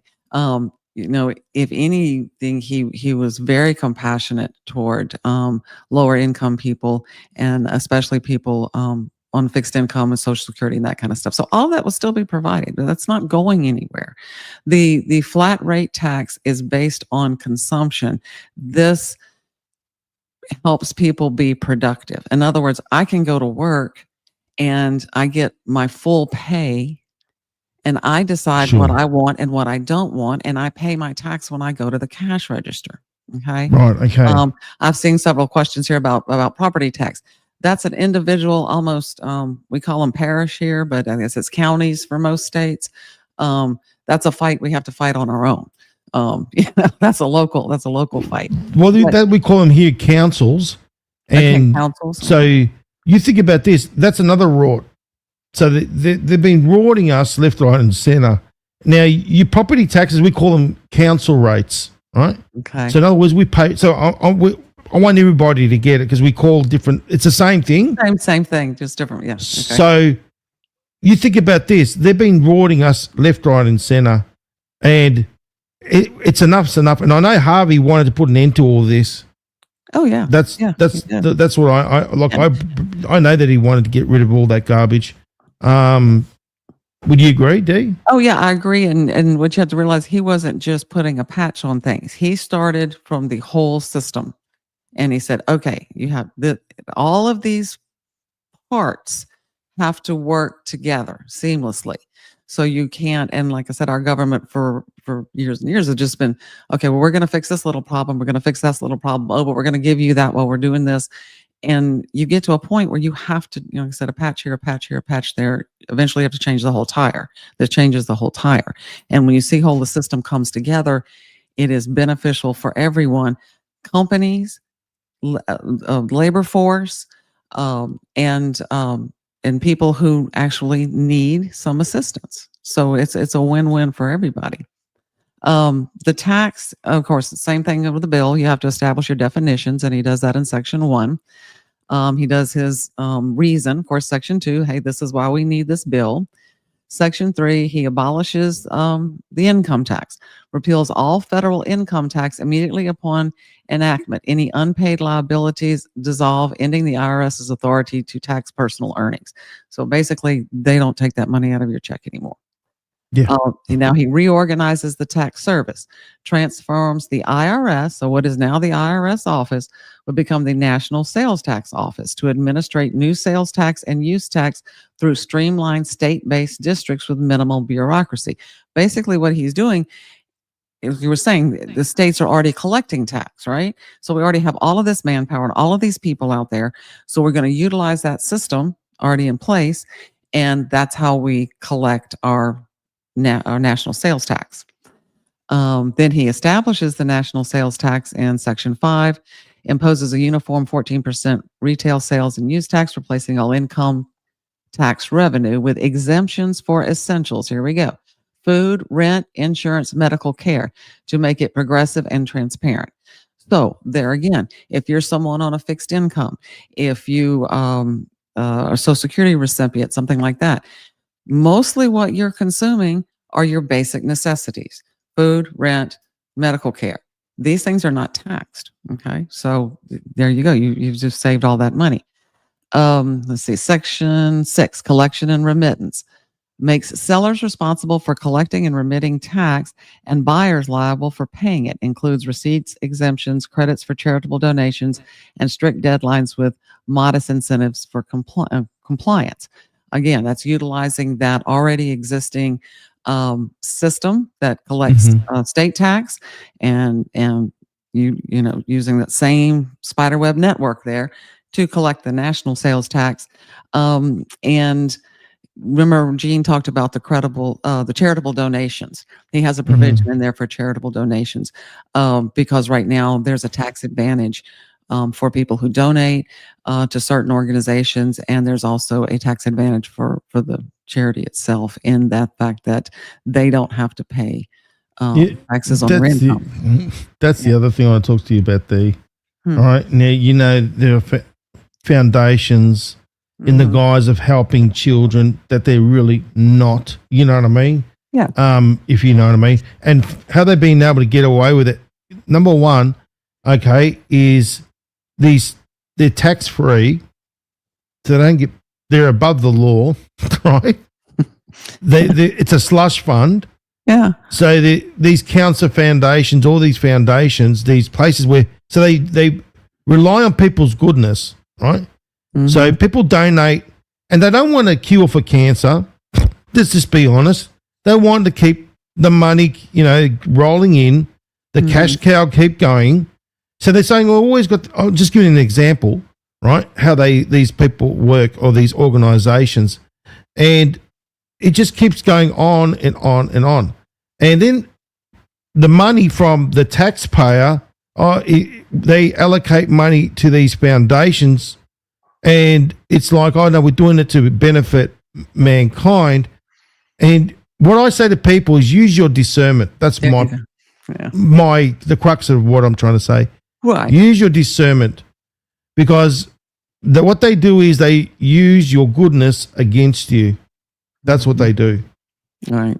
And this is what I'm saying. There's got to be stricter laws as far as these foundations, these entities.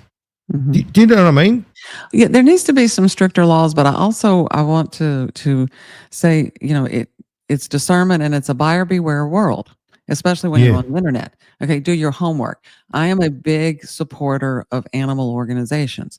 Okay. Yes. So when I donate to them, I do my homework. Okay. I make sure that Exactly. I'm supporting an organization that is actually getting, my money to help, right? To actually put it into action to help animals. And I have found that there's some good national organizations and there's some good worldwide organizations, but local usually be the best because I can see what's going on right in front of me. And so, but it's a buyer beware, and you should always do your homework before you contribute to a charity. Charities will obviously, the people, they hire entire teams of people in their marketing staff, okay, for their marketing staff to advertise and to say, okay, how are we going to sell our product? Okay. And so they play on the emotions. And so you just have to, if you're genuinely interested in supporting whatever that cause is, check it out. Look at the different ways that you can actually help before you just send the money in. That's Yep. just my personal advice. So. I just thought, we'll just cover that little aspect of it that's because you know great. what? Yeah. It's very important, guys.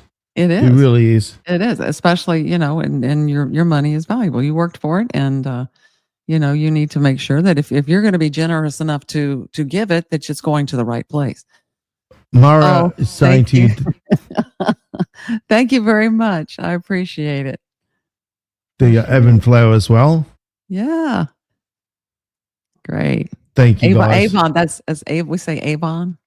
Avon, yeah, like the Avon Avon Farm. ladies calling. Yes. Yeah. Do you remember that? The Avon. Oh yeah. Yeah. Back in my day, that was a big deal, Yeah, so it was Tupperware, which is all poisonous Tupperware, anyway. Avon parties, and like I said, well, this was the 60s and 70s. That's what was going on. So, Yeah, I remember forgive that. us for not being as prudent. So. Oh, look, we had the Avon lady here in Australia. Don't you Oh, worry. did you? Oh, Okay. yeah, we had Tupperware parties. I remember that as Oh, well. yeah. Don't you Yeah. worry. We had the same deal going on. It went worldwide. Right. So, Yeah. Well, we've learned a lot. Okay, let's see, where do we leave off? Okay. We did that. Okay. Section 7, negligence and disputes, details, due process procedures for deficiency notices. Okay, this is for the people that are actually collecting, or businesses that are collecting sales tax and maybe not sending it where it's supposed to go. Section 8, federal tax crimes and penalties, defines and penalizes fraud, evasion, or misuse of exemption certificates with scaled misdemeanor to felony consequences to deter abuse. And of course, your final part in bill says, okay, yep, we like this, and we're getting rid of what came before, and we're going to establish this. So that's a basic, really basic section by section of what the bill does. When you get down into reading the bill itself, then you can see all the nitty gritty and that kind of stuff. And it's in chapter 5 in the book. So, chapter 5, guys. And chapter 5 yeah, has the bill. I just want to cover one of the little points that you had there, Dee. Oh, okay. About, they make us become our own tax collectors, right? So we've got to work for them. So it reminds me of the supermarket. When you go to the supermarket and you do the self-checking. So basically, it's for the convenience. No, it's basically you're making more profit by getting rid of these people that used to work there in the checkout. Okay, and remember back in the day, checkouts and the bags and all that, and the people used to do it for you. No. It's in the guise of convenience, guys. You know what I mean? That's what it reminds me of.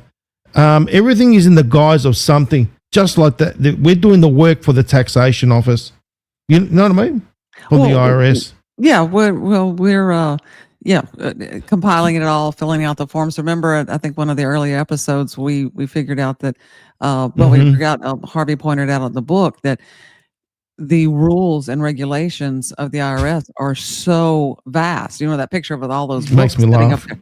Yeah, and that they had, I can't remember how many it was, like 20 or 30 different tax preparers, try to individually take this case study and prepare the tax for this family, and none of them got it right, not one. And I think only 5 of them came within a few percentage points. It was frightening. And if you, like I said, if you call the IRS right now, you're going to get a different answer. I can get this answer and call someone else and get another answer. Not to mention, let's talk about our privacy.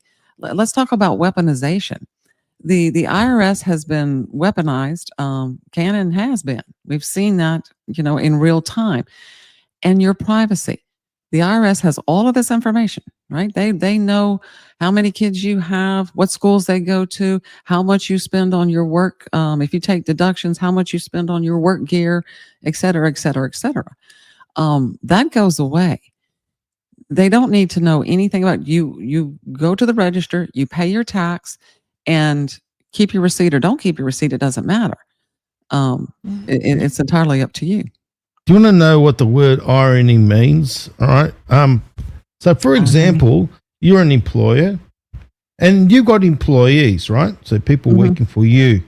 Then you need to get a department or a person or whatever, a section, if you will, of people that are going to collect the money on it, so they can do, obviously collect the money, calculate the money. That it's got to go to the. So in other words, you're paying for them. Right. So you're paying these people to, this is the kicker, right? This is the kicker. So you're paying this department or these group of people to calculate the taxation, right? For the people that are working for you. And then that goes to the taxation office and then you're paying their salary as well. How does that work? Yeah. How ridiculous is that? It is. So in other words, it's a kick in the balls in so many different directions, Dee, if you know what I mean. Yeah. So you're paying for the salary of people to collect other people's tax, send it to the taxation office, and you're paying their salary, and then their salary is also getting taxed to go to the... Right. Do you see what I mean? How ridiculous the whole thing is? Think about the benefits for employers as well. Okay. So, when you start dealing with your Social Security portion of, when you have a paycheck here and, since you have your Fed, your state, and what you pay for Social Security and Medicare or Medicaid programs or whatever, all of that goes away. But if you're an employer, you're also paying a percentage of that, right? So this is a huge savings for that's what I'm saying. companies. It's a savings. Yeah. Do you think about it? No more having to have those kind of people there anymore to collect the income tax for them, right? And then getting rid of that whole system. It's a win-win all around. That's what it is. That's right. It's a win-win all the way around. Yeah, they can go and get lost, the whole lot of them. You know what I mean? Yeah. And there's, like I said, as the IRS office is still there, the government still has to track its income. It just changes names and it changes forms, and it's more of an internal thing, and they're not getting into your personal life. And, again, I think that is just huge. Also, if you start getting into digital currency, I know someone brought up crypto earlier, but getting into more digital currency, that's everything. They control it all now. You can't. Think about this also, Dee. I mean, you've got information, as you know, information also equals dollars as well. Okay. Right, and you know that all these people, that call you, these telemarketers and all that, the information comes from somewhere, doesn't it? Right. So don't be surprised they're selling your information off to third party. So they're making money there as well. These bunch of pirates, you know what I mean? Exactly. So it's a racket. See, and then you've been taxed upon taxed as well. Right. It's ridiculous, isn't it? It is. Okay. Well, let's see. You want to do a break, an intermission break, and then we'll come back with chapter? Yes. Or we can play the video. Let's play the video. Yes. Do you want to roll that one, Dee? Would you like to do a little bit of a spiel on that? let me see. Is it on our screen here? No, Oh, do a I'm little gonna add it. spiel first. Okay, What is that? Okay, so here at my house, I have I feed raccoons. I've been doing it probably since 2009. Started with one little raccoon that was crippled, and it grew. And they're not my pets; they're wild from the wooded area around my house. But I know their lineage. I know their parents, and every year, they bring their babies here, and so I feed them every evening, and have lots of pictures of them, but we did this little video so y'all can see. This is a typical evening in my backyard. And the good thing about being a raccoon, ladies and gentlemen, is you don't get taxed. You don't get taxed. No. All right. You get good food and treats, and you don't get taxed. And they have a wonderful, safe environment to play in and enjoy their lives. So Now, as you know, Dee, you gave me the video, and I decided to put my little herbs and spices, like Colonel Sanders. Right. He doctored it all up for us, but it's really cute. I love what you did with it. So yeah, Awesome. we'll play Dee's Raccoon Family. Okay, here we go, guys. Okay, see if I can do this. Oops. Oh, hold on, Dee. What you got it? Did it go? There we go. Oh, you got it. Okay. Yeah.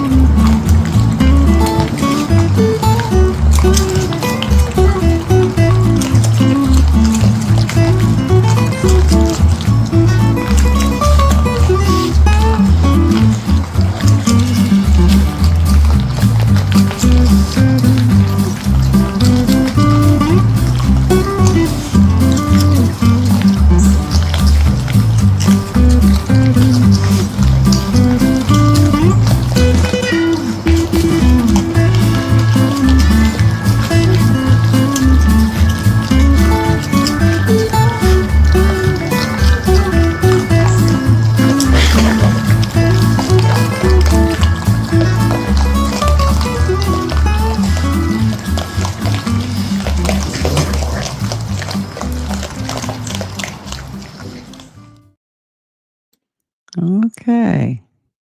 That was cute. I hope everybody liked that.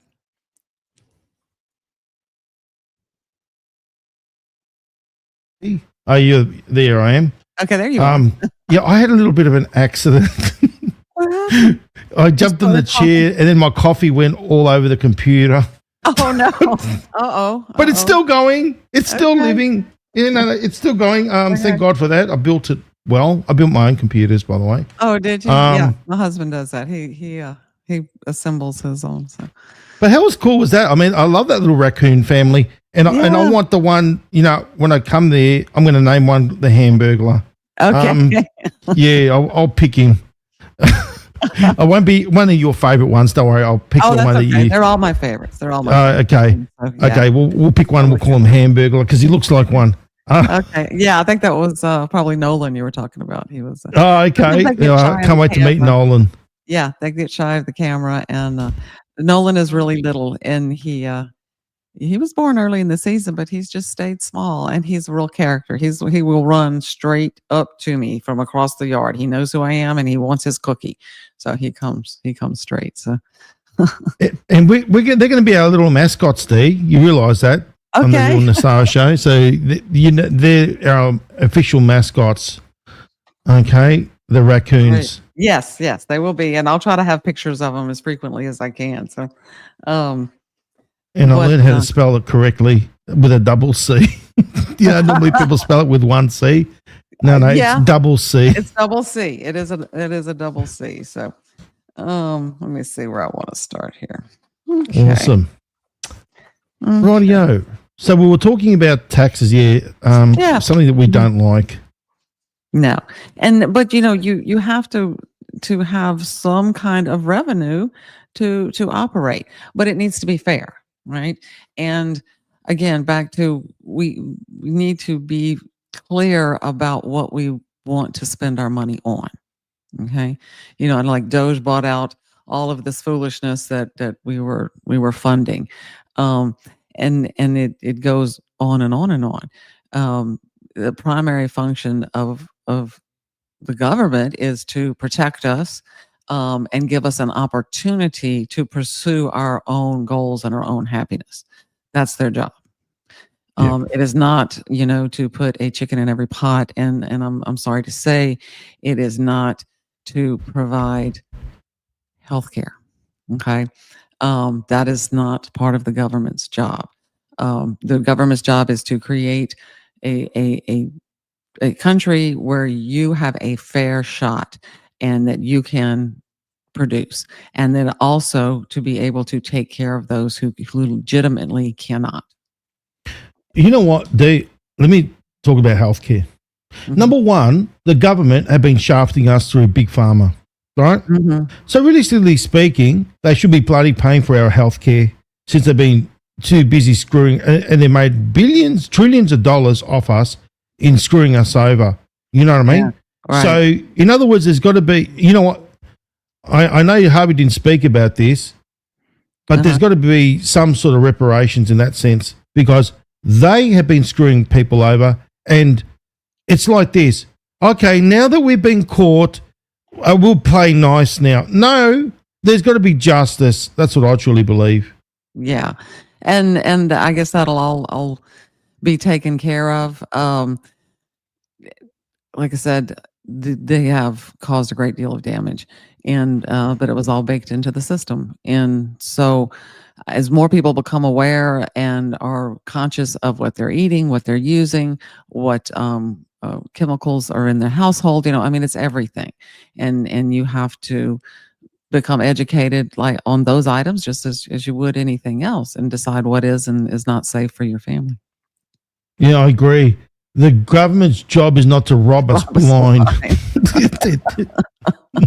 Yes, and that's what we want to change. But there again, as we talked about the politicians going up to Washington, once they're in the club, they're in the club, and it's up to us. I can guarantee you, I have sent this book to several congressmen, and you're going to get crickets if you get anything at all. You might get a thank you note, but usually you don't get anything. This is a people's movement, and that is how way Harvey saw it. He said, we have to insist that we want this done. And I believe, again, it does, whether we do or whether we don't, we're all in the same ship. And the debt-based currency is doomed, period. I think that's common knowledge. People are just trying to figure out now what is going to be the alternative. And moving toward digital currency is not it. Not if you want control over your life and your information. Well, talking about that, haven't you seen the influx of gold stocks piles worldwide? So it's been increasing as we speak. India's increased their stockpile, and the price of gold is increasing.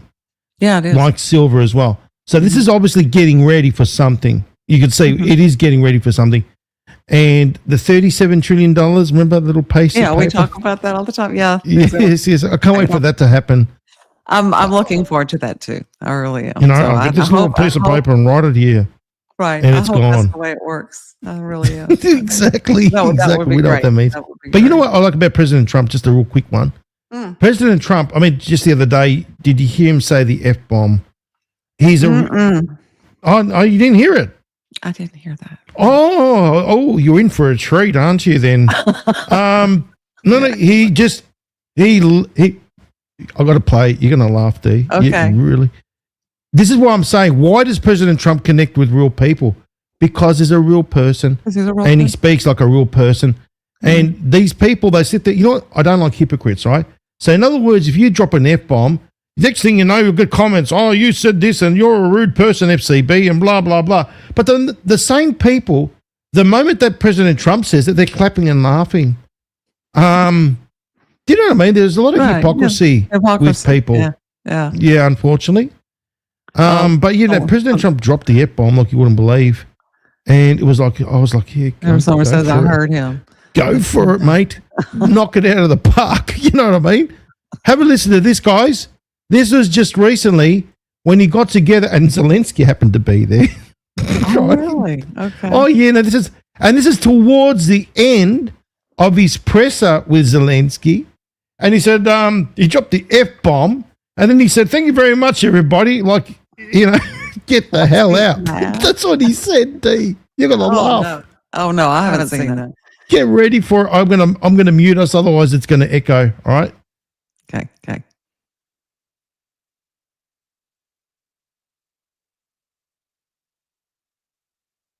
Maduro offered everything in his country, all the natural resources. He even recorded a message to you in English recently, offering mediation.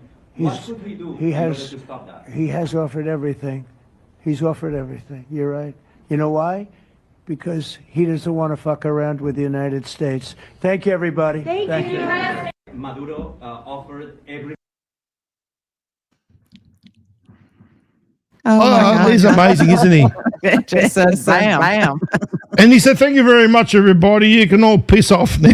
That's what he, like, dropped the F-bomb. Funny. Yeah, because he said it. You heard it. He said it.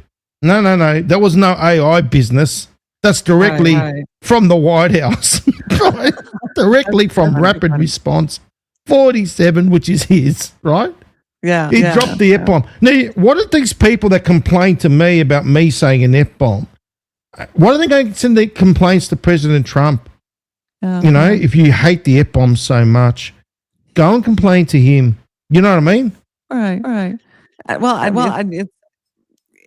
It depends on how you use it and when you use it and all that kind of stuff. I don't use it all the time. But when I drop it, like President Trump does, I get criticised. And that's the thing. These are the people. They're the same idiots that go around clapping when President Trump does it at the rallies or whatever. But then they come and criticise me. It's like those people that say it in the bedroom, and they're the ones that go to the church and read the Bible. You know what I mean? The same people. Yeah. So sorry I had to say it like that, but that's the reality of hypocrisy. Of hypocrisy that we're talking about. You know? Right.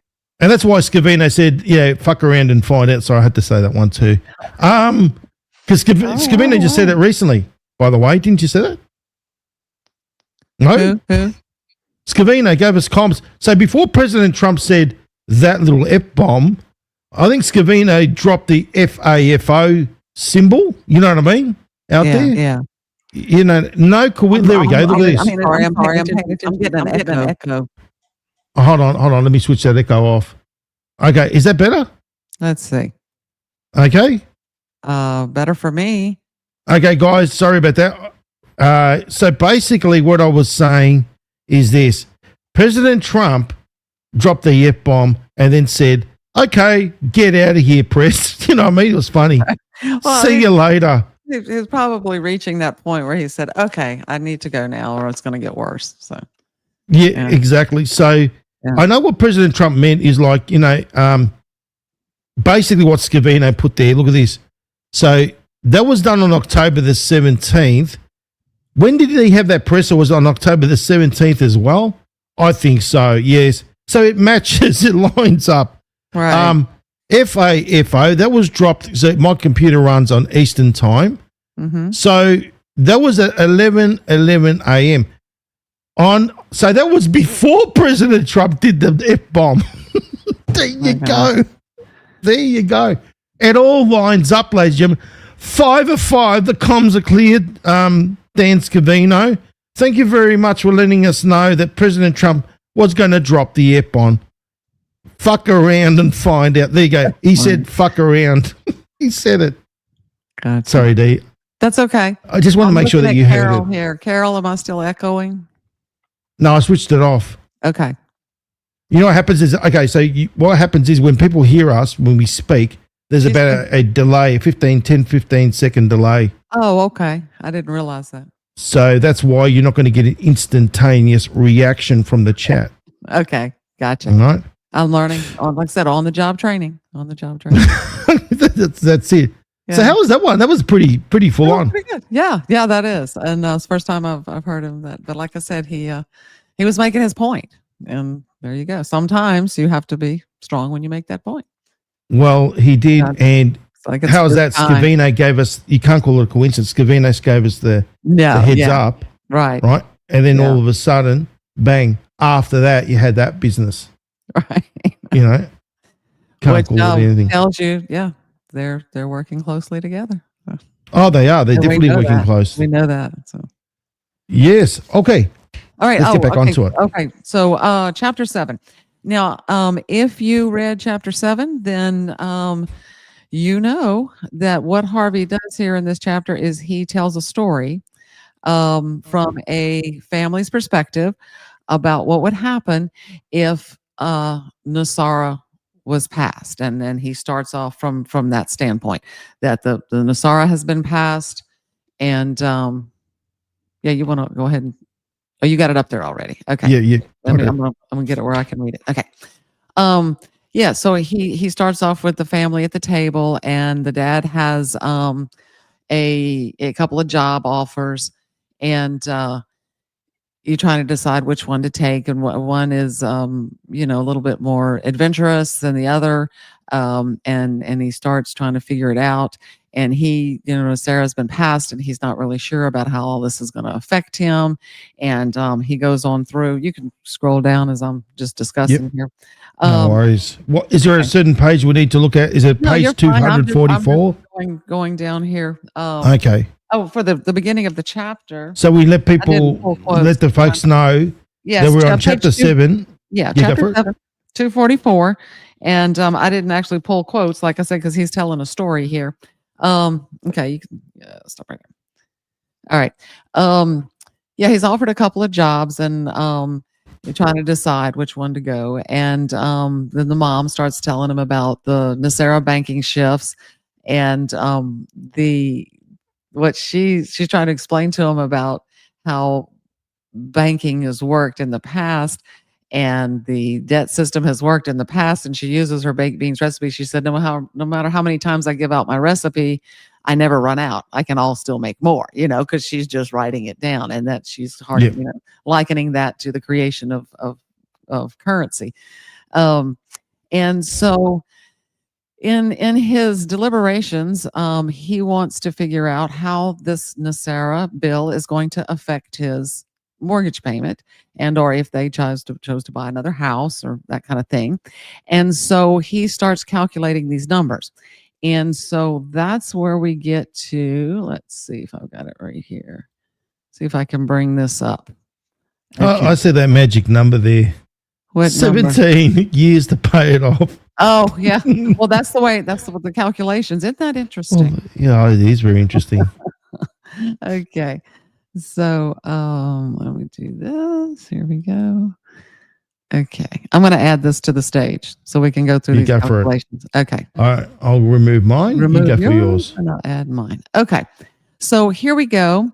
We have a mortgage that is, now you got to remember, this was done back in, I think when he wrote the book and the original calculations, it was in the early 90s, 80s, 90s. So that's why these numbers are this way. But you'll get the idea. A mortgage of $87,500. That's what it would cost for your house. In today's banking rules, it's going to take you 30 years to pay that off. And the bank is going to make $154,708. That's right. By the time you're done, you will have paid $242,208. That's a scenario I think pretty much everyone is familiar with. Right. So, in other words, this is what goes back to the Federal Reserve. Federal Reserve buys the debt the interest is paid to the Federal Reserve. I mean, obviously the bank gets a cut somehow, and then the principal goes back to the bank. Right. Right. Yeah. And so, but the bank gets their interest, and this is because this is compound interest. Okay. Yeah. And it adds to itself year after year after year, month after month, actually. So it builds up, and the debt is always increasing. You've got to really hustle to get it paid off early if you want to. Now in Harvey's Nesara, you have the same principal amount.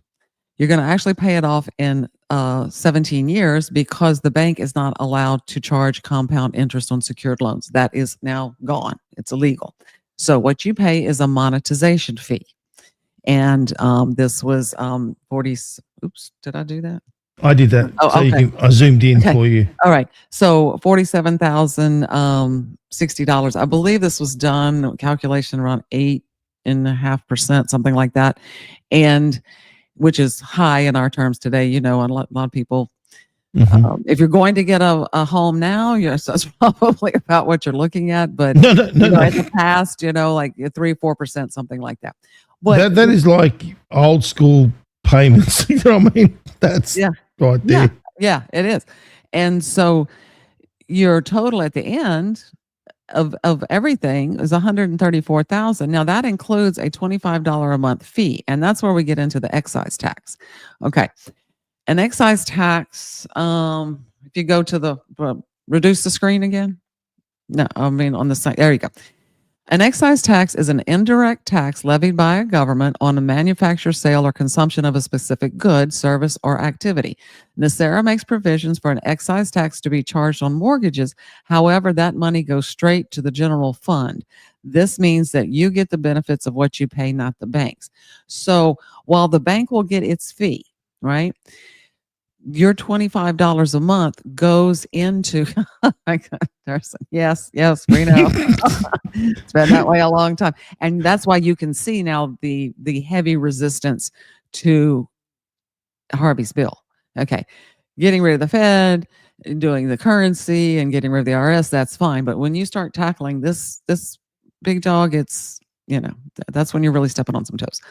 But and actually I have another little slide I'll show, but when you pay that $25 a month, it doesn't go to the bank. It goes back into the general fund of the government, which is actually the money that they spend to run the government and or run the social programs that we do decide that we want to have. So you're going to get the benefit of that money. It's not going into a banker's pocket. Okay. The banker gets a certain, he gets his portion.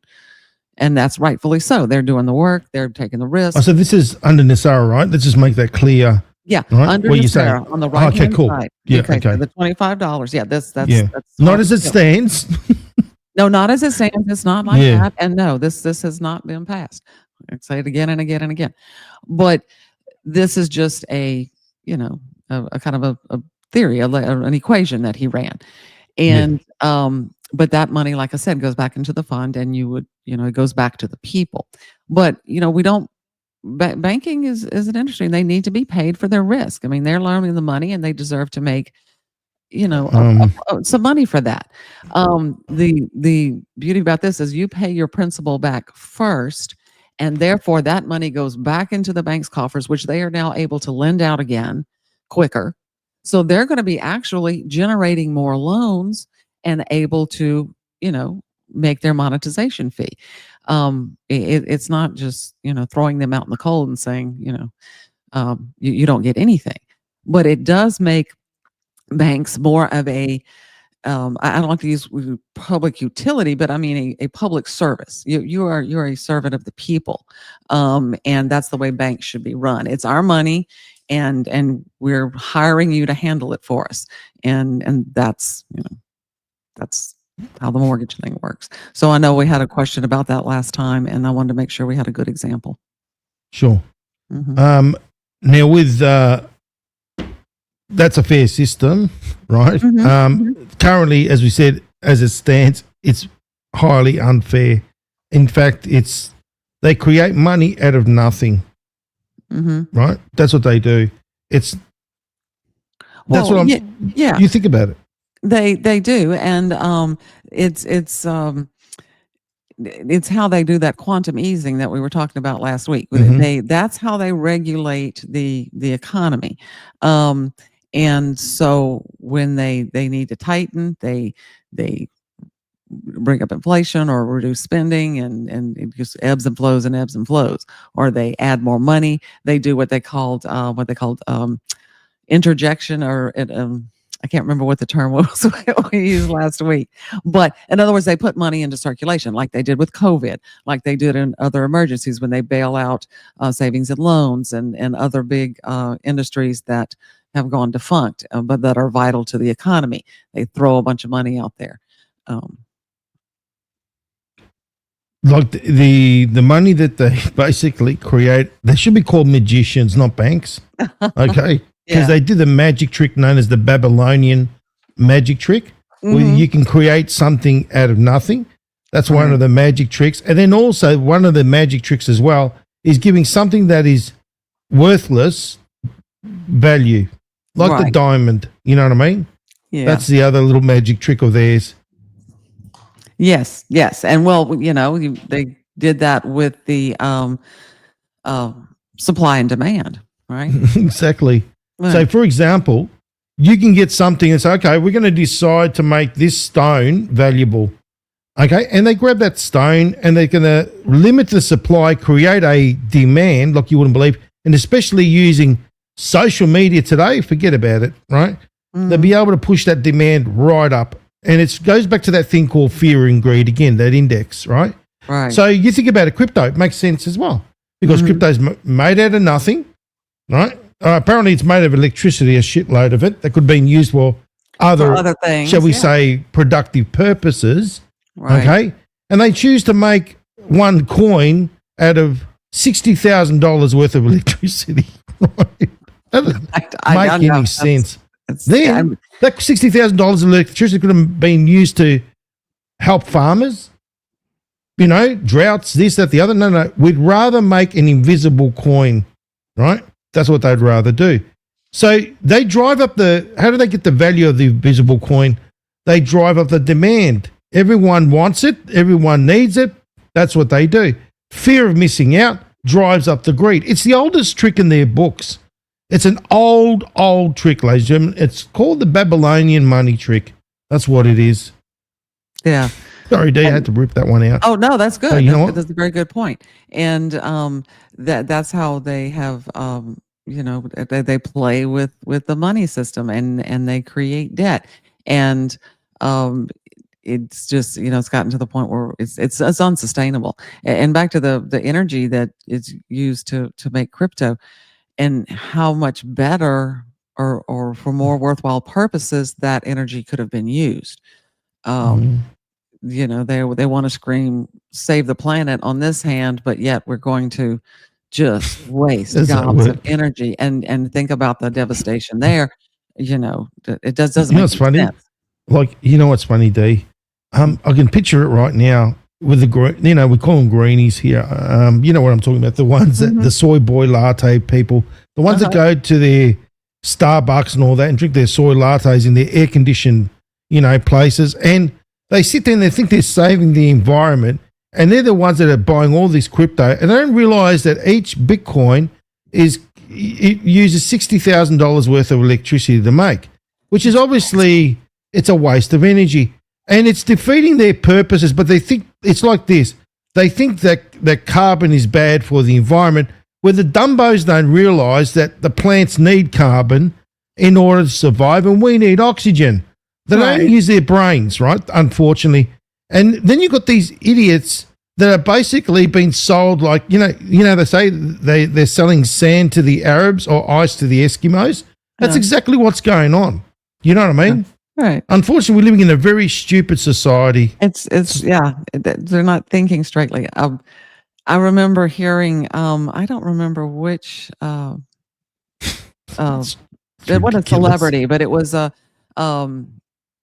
maybe a news anchor or something like that was talking about his home state of Maine, and he said that was being devastated. The wooded areas were just being just mowed down to put in windmills, which were, it was killing the natural environment, and also after they were erected, it was killing the birds.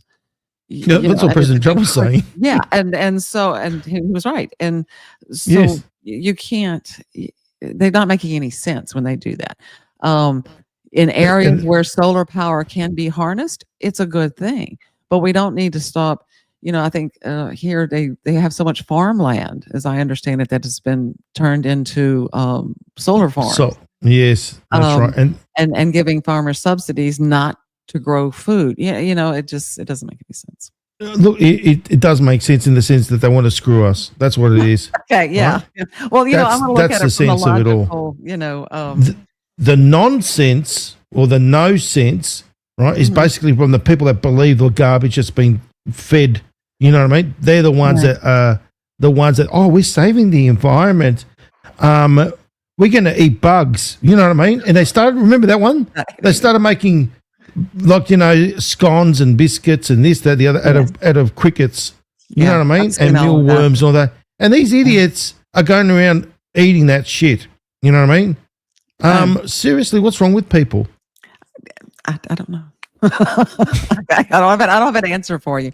I know that they have at one of the fast food places, and I guess at some other restaurants, they have the plant burger. And listen, I eat a mostly a plant-based diet. That's just because I choose to do that. Sure. But I have, friends that, my husband's not going to go without his steak. I'm sorry. And he's not going to eat a cricket. So, and he shouldn't have to. But these idiots, idiots.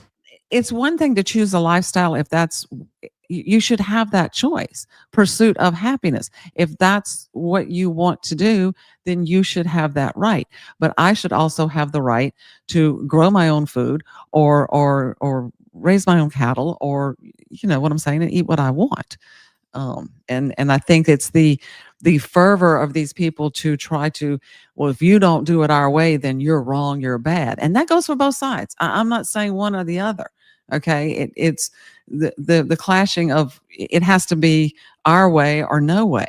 And that's just not the way it's supposed to be. Exactly. And then people say, it's the libtards, the left that are doing this. No. Yeah, don't be stupid. Let me give you the lowdown. When I was protesting in the streets about, the good old COVID, right, and them trying to push the mandates, I wasn't out in the streets only with the right. There was the left as well. And it's not about the left and the right, ladies and gentlemen. That's the illusion, okay? And this is where we've got to remember that we're all in this together. We've all got to strive for unity, you know what I mean? Not dividing left, right, left, because this is what they've been trying to do. See, it's the left, it's the left, it's the left. And President Trump is not about that. He says common sense. That's what it's about. Right. Not about the left or the right. It's common sense. Now, as I said, I was out there in the streets protesting about this thing, and I had people that were left, right. Didn't matter. Right. We were there for a common cause, okay? So this is why I'm saying people really got to see beyond what's really going on. The common cause of survival and happiness, okay? And it doesn't matter what your political views are. You know what I'm saying? It's that episode brought people together and hopefully made them realize, maybe not, but that we are all in this together. And like I've said before, no matter what side you're on or what side you want to argue for or march for or whatever, we're all in the same ship. And when the ship goes down, we're all still going to be together. And if you don't have a good monetary and fiscal policy, that it's going to be really bad, worse than you think. Well, let me explain to you something as well. Now, in America, you call them Democrats. Here in Australia, we call them Labor. Right? Same ideology, Labor same Party. everything, right? Okay. Now, what they are about is the blue collar worker, right? The ones that doing it hard, they're doing it from that angle. You know what I mean? Mhm. So you got that, and then on the other side you got Republicans. We call them something else. We call them what we call liberals, but you call liberals the left. Do you see the confusion? Yeah, And then it is confusing. get this, you've got the red, which is the right, and the blue on the left. Here in Australia, it's the opposite. The blue are on the right, the red are on the left. It's all been done by design to create confusion. That's what it's all about. And we've got to see past this. That's why I say it's just a scam. All right? That's what it is. What we got to use is what President Trump calls common sense. He belongs to the party of common sense, not to the left, not to the right. And we should stop listening to those that try to push ideologies, which is basically one-sided. Right. Do you know what I mean, Dee? Yeah, correct. And it's funny because here in the United States, if you go back, there was a time when the Democrat Party was a party of the labor force, was a party of the working man, and the Republican was considered the party of the elite, and Yes. that has flipped. And I think if you go back to the 60s, a lot of the young people coming up there, they were part of that free speech movement and anti-war protest, and we don't want anything commercial or money's bad and all this kind of stuff. As that generation grew up, they became doctors and lawyers and people and professional people, and they brought that ideology with them. But they somehow established themselves as elitist, and it's Yes. a mindset of we know better because we're smarter or whatever. And somewhere down along the ideology kind of shifted, because if you look at and I think President Trump has really made that shift where he has now the Republican Party is the party of the people, and it's just taken a complete flip. Oh, but that's interesting about Australia. I didn't know that. Well, That there you go. the I mean, that's what I'm colours- saying. colours Do you see what I mean? So it's not about, confusing. they use this system to confuse, right? Mhm, It's mhm. about confusing, separation, division, control. That's what it's all about. And we've got to see past that. The illusion of democracy that they've been feeding us. Yeah, that's right, exactly. And of course, what I said last week, it's controlled dissent. Yeah, they want to keep you, fussing amongst each other so that you're staying in the playpen, right? They know where you are, and they can continue to do what they want to do. And that's what we have to see beyond. We have to see beyond our differences and say, okay, we have some common ground here. It's not just common sense, but common ground, right? Yes. Everybody has to provide for themselves. You have to have, you have to work. You have to make a living. You have bills to pay. You want to raise your children. These are common issues, right? And they go above political ideology. That's right. That's right. Now, another thing that President Trump has gone on to with White House, he's on a new social platform called Blue Sky. Now, Blue Sky, get this. This is what I'm saying. President Trump isn't about the left and the right and the right and the left. He's actually on Blue Sky. Now, Blue Sky is a far left social media platform. And he just joined. And I just joined, ladies and gentlemen, because you know what? I truly believe in reaching out to everybody and using common sense, just like President Trump. So I am now officially on Blue Sky Social, okay, just like President Trump is. And you know what? It's to prove a point that it's not about left and right and left D. You know what I mean? Right. And I think so. I think that, I'm going to go join that too, just to see what it's all about. Yeah, no, I'll show you. I'm bringing it up now so we can have a look tell me what it together. looks like. Yeah. Okay, so this is my Blue Sky, guys. Yes, welcome to my Blue Sky. Okay, now let me give you the heads up. Blue Sky is a left-leaning platform. I'm giving you the heads up. Okay, They that's hate pretty triggered. Elon Musk, right? I hate Elon Musk too, by the way. Okay, I've said what he is and I've exposed him. Now, that's the other thing what I have in common with them. So basically, they created their own platform called Blue Sky, which is left-leaning, and it's like X. It's like a mirror of X. It's exactly like X, right? Okay. That's the thing of this. So let me just show you. Oops. Let me go here, D. There we go. There's Blue Sky, and there's FCB on the top. Oh, look at So that. there you go, ladies and gentlemen. I'm on Blue Sky. Now, President Trump is also, we go to the White House, right? Christy Noem's on Blue Sky. Shit. Okay, they're all jumping on. Okay.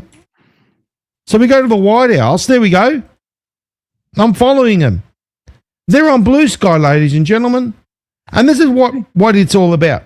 President Trump is leading by example. So if you think about it, this is the genius. He's saying, I belong to not to the left, not to the right. I belong to the party of common sense. And what is he doing? He's reaching out to another audience, because it's not about the left and right, ladies and gentlemen. And that's what we're trying to do as well. We are trying to use common sense to reach out to everybody. Do you see what I mean? And then you got these entities, D, that are I like to call them the fakers, because they are a bunch of fakes. And I'll give you an example like Derek Johnson. He's a faker. He goes around and he's basically spewing out of his mouth, right, the division.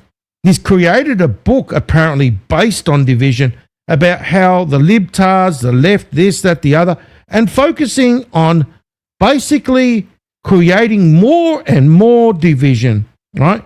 Whereas I'm about, as I said, I'm about unity like President Trump is. Now, he's not listening to what President Trump's saying. So who is he really working for? That's my question. Who are these entities working for? And you know what comes to my mind? The deep state. And I'll tell you why. Because the deep state, ladies and gentlemen, play both sides of the coin. The left and the right and the left, they're working together, and it's about creating control and division, just like Derek Johnson is. Okay? And I'm about unity like President Trump. Look there. I'm there. President Trump's there, the White House, D. Yes. What do you think? Oh, I agree, and it could be that they're out for themselves. So, And you know what? This is a topic that needs to be discussed. Wallace 70, and I'll tell you why. Because that's why we are where we are right now. Because we're controlled, left, right, right, left, and it is very important because Harvey Bernard was about unity. It's about was he just about looking after the right, or just looking after the left? No. This is well on point, Wallace. You know what I mean? Well, I have some information. It's very relevant. Get a little bit more to the outline because we did the mortgage thing, and then but you have to look at the system as a whole. Okay. Yes. And how when you do something, if this were to become law, then there's a whole industry there. I mean, there's a whole bunch of moving parts, right? And so how is this going to affect everything? And so I'll put a little bit of that in the outline. I'm going to go ahead and share it because go for it, love. So I can scroll up and down while I'm reading it. There we go. I'll just remove mine and you can add yours there. There we go. Okay. We're going to just zoom in a bit. Yep, I'm going to do that. Okay. Is that good? Can you zoom in a little bit more? Sure, I can. You should be able to zoom in. Okay. Oh, awesome. Okay, here we go. Now, all right, I'm going to look over here and read from this side because, after he figured out the mortgage thing, and then you have to start looking at the systemic. Okay, what is this going to do to the system? So monetization fee versus interest. Now, we discussed that. Interest compounds endlessly and the time domain debt expands. And so what he figured out at the end was that preferred markets negotiated fees to government fixed rates and prevents favoritism. In other words, the money, you get the monetization fee to the bank. There's no funny business going on, and your excise tax goes back into the system, which you're going to get back in some kind of government service, whether that be defense, whether that be infrastructure, whether that be social programs that people actually need. And so the social effect were debt write-offs and fair credit free for citizens. Okay, so you're to borrow money is going to cost you less. Right now, it just costs it costs too much to borrow money. And so you know, some of the ripple effects. Homeowners are debt free. You're going to pay off your debt sooner. First of all, you're going to have more money in your pocket with the taxation portion, but you're going to pay off your debt sooner. And that means that you know, think about all of that time that if you didn't have a mortgage, you could save money. Okay. So first of all, you're going to have a lower note or a shorter time, whichever you prefer. You can save money for whatever your purpose may be, whether it be put your kids through college, et cetera, et cetera.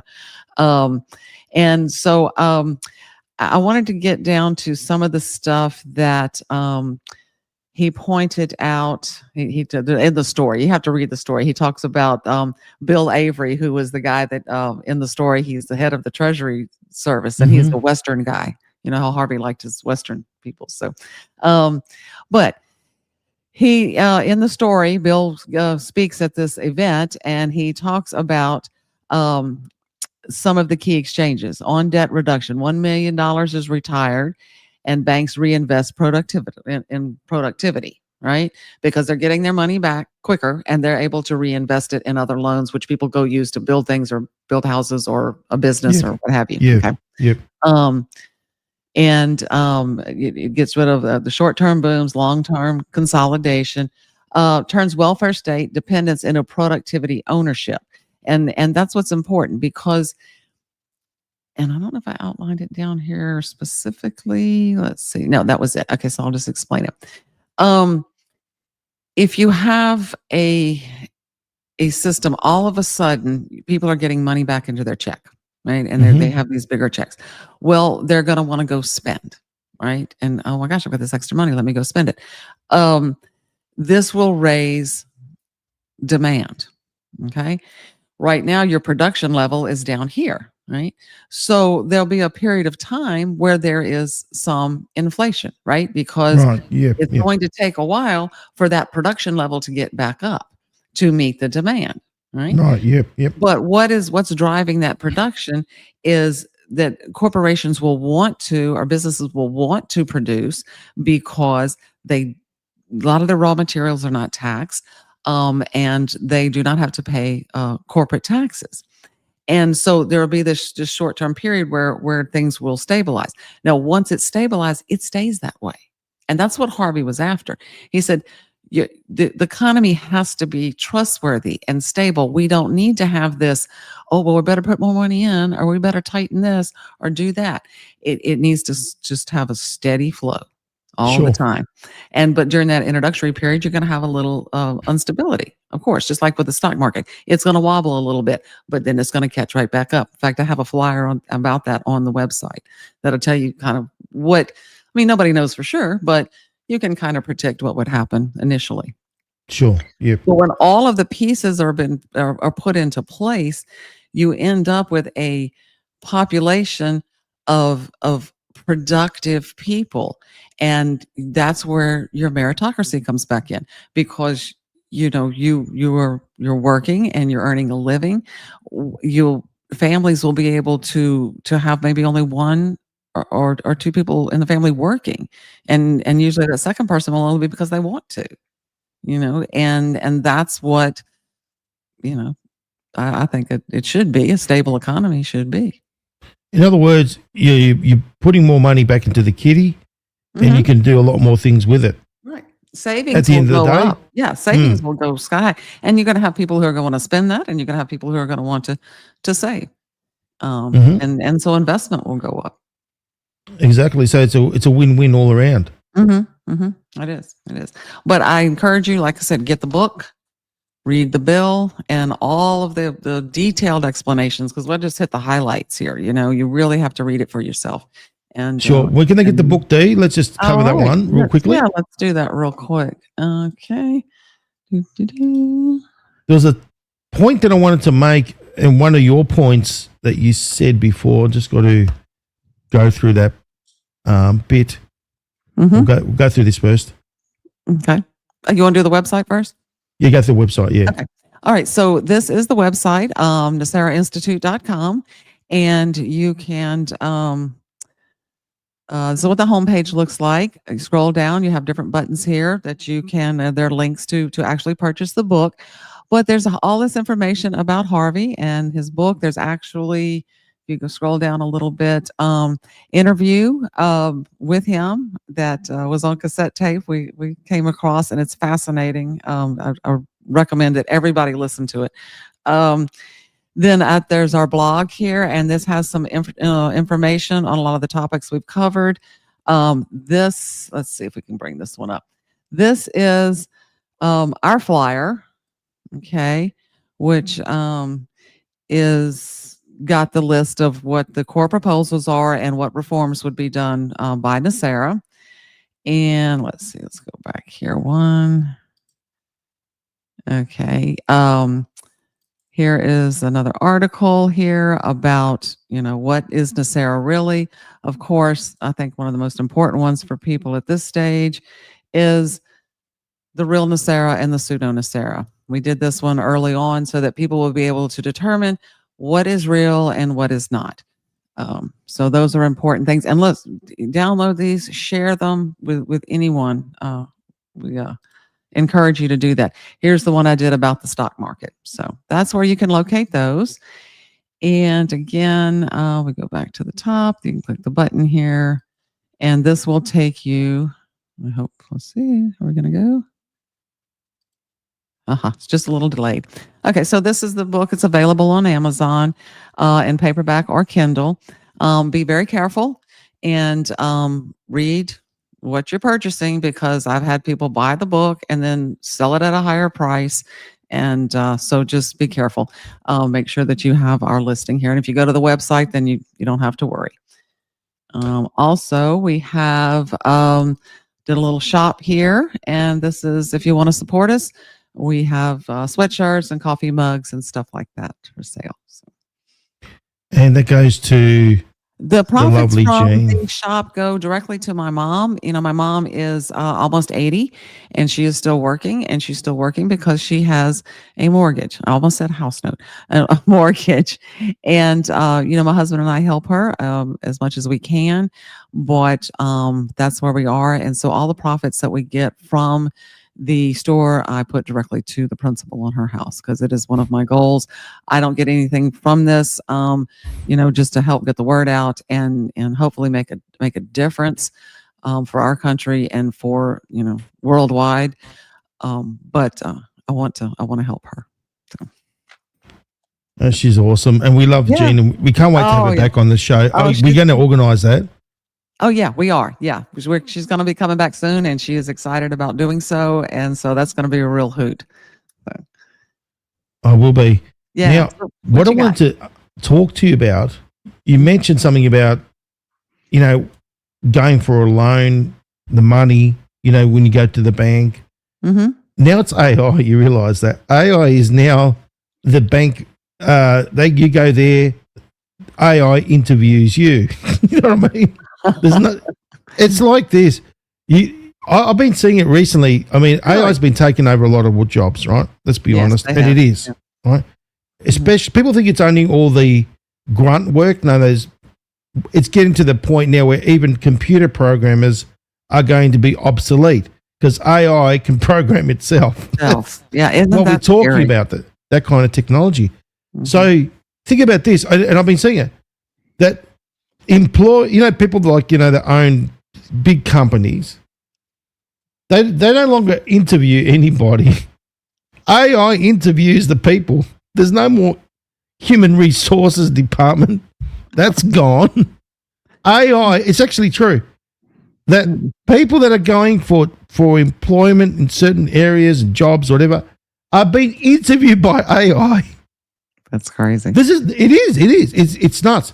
So basically, remember back in the old days, you'd get dressed up and you go to the bank and you do your big song and dance, Remember those days, right? Mm-hmm. No. This day and age, you go and log in, and then AI decides whether to give you the loan or not within split seconds. Well, yeah, I know that a lot of the applications and that kind of thing are online, and certainly I have done those. But generally, if I'm going to do anything, I call and They'll probably make deal you with the banker. have an appointment, with AI. No. Um, Well, you and can then- do your preliminary information, but yeah, especially with employment. If I'm going to hire someone or apply for a job, I want to know the people and make sure that that's something I want to do, or that we want to engage in a business relationship. And so, well, yeah, you can AI see is there's a huge scary shift. thing. Yeah, It there is. Yes. I mean, and you know what it is? People are like, it's like anything. You do the marketing, the song and dance, the influencers do this and that, and they buy it all hook, line, and sinker. You realize that, right? Mhm. So they make AI look like, it's going to be your slave, right? So people now are going to become even more lazy. If you think lazy wasn't enough, no, lazier, right? Right. Okay. So basically, what they're going to be doing is this: they're no longer going to be cooking. No, AI will be cooking for them, right? Yeah. AI will be wiping their bum in the toilet as well. Okay. AI will be doing everything, looking after the children. You have babies. Yeah, no problem. AI will look after it all. You know what I mean? That's the thing. That's the state. This is where we're heading towards, ladies and gentlemen. AI. Okay. Well, that's up to us to put a stop on that if that's what we want. I noticed that in social media advertising, when AI commercials, and I'm guilty of using them as well because they're convenient and they're cheap. Okay, and so some people don't have the money to do the whole fancy thing, but I noticed early on. I said, this is getting tiresome. And I said, people are going to get tired of this really quick. And it didn't take long. And people that I've talked to have already expressed that. They said, I don't like those AI commercials because you can't trust them. You don't know who it is. There's no authenticity behind it. And so the pendulum swings back and forth. And I think that it's going to swing. People will get tired of it and they will not want to engage with something that they don't find authentic. You know what I've been noticing, Dee? Everyone, when there's a post, say in X or whatever, you have people asking Grok, AI again. Instead of using their own brain, doing some research, no, we're going to leave it up to AI to do everything. We're going to ask AI to give us the answer rather than use this. And that's what got us in the shit in the first place. Because, you think about it, right?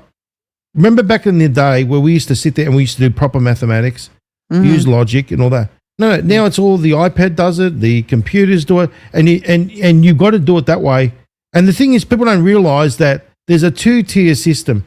Number one, the system that, shall we say, the normies or us as society belong to is, where we get our children, we put them through like a factory, shall we say, line, and they're being put through, shall we say, indoctrination camp. That's what it is. It's not education, it's indoctrination. And they've all got to have Apple iPads or laptops or this, that, the other to calculate everything for them. Now, I remember back in the day where I had to show the mathematics and show the working out. It wasn't just in there and giving the answers. No. Right. We want the workout sheet. You know what I mean? Remember those days? Oh, yeah, you have to show your work. That's exactly. No, that doesn't exist anymore. Right. Okay? That doesn't exist because we're growing a bunch of dumbos. That's what we're doing right now. And people got to wake up and stop relying on AI to do everything for them. Exactly. Because you know what? You think about this. I've seen the things that AI can do. It's unbelievable. You can't tell the difference when you really put it down. I mean, you can't tell the difference between what's real and what isn't, Right. And even with now with movies, they're replacing it. No more actors. Forget about it. AI's doing it. And they're still going to charge you the money to watch those movies. That's the thing. So they're going to still make a shitload of money. They just don't have to pay the actors anymore. That's the difference. Right. It's all pure profit. Right. And that's what they're doing. Think about what's going on. They're getting rid of all these people and AI's taking over. So the question is, where does it leave us in all this? You know, so based on that system, are we heading towards a universal basic income? I think that's where we're heading. I could see it on the horizon, right? I don't like that idea because to me, Do you know what that it is is? nothing- well, universal income is everybody gets, you know, so much per month, I guess is what is the way it's been explained to me. But again, aren't we back to let's create a utopia for everyone and why I don't need to do anything? So I get this money every month that I don't mean, it just seems like Well, this is the thing, all right? This is a very important topic that we're discussing because it's pretty full on, right? Okay. And I know, like, you know, Harvey is not here to be able to, if he were here, we obviously would have been able to answer these things. But realistically speaking, you can see that AI is taking over a lot of areas, right? So, in other words, if this technology, this is why I question, all of a sudden, we've had a surge. Haven't you noticed? Just not that long, it's been a huge surge in AI. Have you seen it? Oh, yeah. Yeah, we see it here. A huge surge, right? Everything operating, your phone, this, that, everything's operating on AI now. Now, people are losing their jobs left, right, and center. Okay? So you're losing a lot of these factory workers, no need for them, right? They're working in dark factories. So AI, using robotics, basically don't need lights on, right? Because they need the electricity to be able to operate, right? Right. So in other words, what is AI making it and for who? And how are we going to buy the things that AI is producing? Do you know what I mean? So that's the thing, the missing link. But the universal basic income is, you're correct, that you've been given a certain amount of income monthly, whatever it is, right? Everyone will. Now, it's going to be entirely up to you. This is what I get from Elon Musk, whether you want to work or not. Right? Now, is there other technologies that we are going to be needing to be trained in? That's the question. If we are replacing the grunt work, if we're replacing all these other things, there's got to be other technologies that obviously we're going to need to, you know, remember, things happen. Look at our history, become obsolete. Next thing you know, we need to learn new technologies. Well, yeah, and that's certainly fine. Evolving. Yeah. If you want to change, you know, as industries change, that's part of evolution.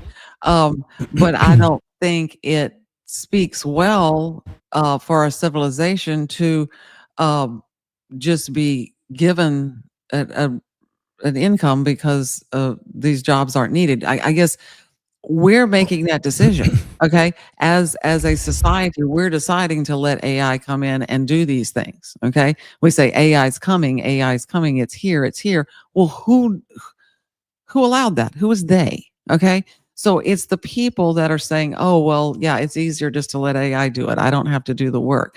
That's the fundamental idea that needs to change. Okay, that we like want everything, to participate. You know, like everything, right? Technology can be used for the good or for the bad. Right. Anything can be. It's got a dual purpose, right?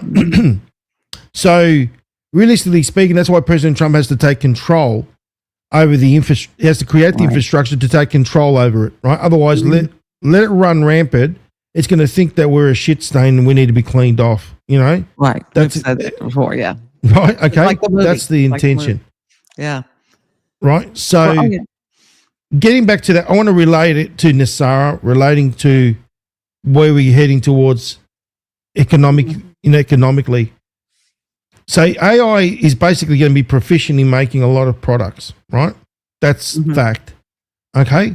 So in other words, where the income, so you hear Elon Musk talk about universal basic income.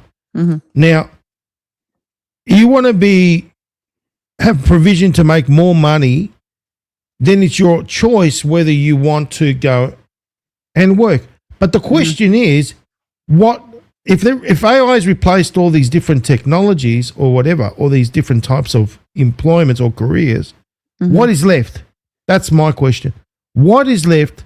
Okay. And realistically speaking, there must be something, because if AI is doing this, there's got to be something else along that hasn't been shown yet. You know what I mean? I've got Right. this. So that we don't know yet. Yeah. I think that's where you're That's going. why We we're living in don't- very uncertain times. we are. And in fact, at the end of this chapter, he says we're living in very interesting times. But yeah, so there's two things on that. First is we don't know what industries would be able to be open for employment and that type of thing. And then the other thing is, as far as universal income, what is that? Not what is the definition. I mean, who sets it? How much is enough? Well, what that's it. That's exactly right. Who gets It, to make it reminds me of decisions, Social you know? Security. That's Yeah. what it reminds me of. Right, But yeah. without the provision of, you can go and work, you can do whatever you want. It's Right. always there. It's like Right. a safety net. Look, in one way, I could see that. Look, because I'm looking at things in different angles. You got to look at things from different angles, right? So in Yeah. other words, it covers your basic needs, which is food, water, shelter, whatever, and we all are entitled to that. That's our God-given right. We Yeah. all should have that, right? Right. However, we also got a purpose. Now, will it allow us, and I'm thinking outside the square, remember, it's about looking at things, different angles, different ways, allow us to basically focus on other areas in self-improvement and other, maybe humanitarian projects and Well, that's doing what real, I'm thinking. Yeah. You know what I mean? If that is an area that as a society we can turn our focus on, great. Things that will support that, I believe, are a good thing. And if that's the route it takes, then maybe a universal income is something that could be discussed. I want to see the fine print, because to me, again, it's more of a motivation not to participate. So I don't know. You want to ask the Yeah, I think it's a good idea. We should open it up, guys, to. Want to take some It's a questions? very interesting topic. What do you think? Oh yeah. Well, we've had a bunch of good topics tonight, but yeah, that is an interesting topic. And of course, we can't really see into the future and know what industries AI is going to completely engulf and what would be available. But it's certain worth looking at. So, Do you want to read that we one? got human technology has real value and benefit. Agreed. And as we learn how we've been used and enslaved, been used and enslaved. Hang on. Okay.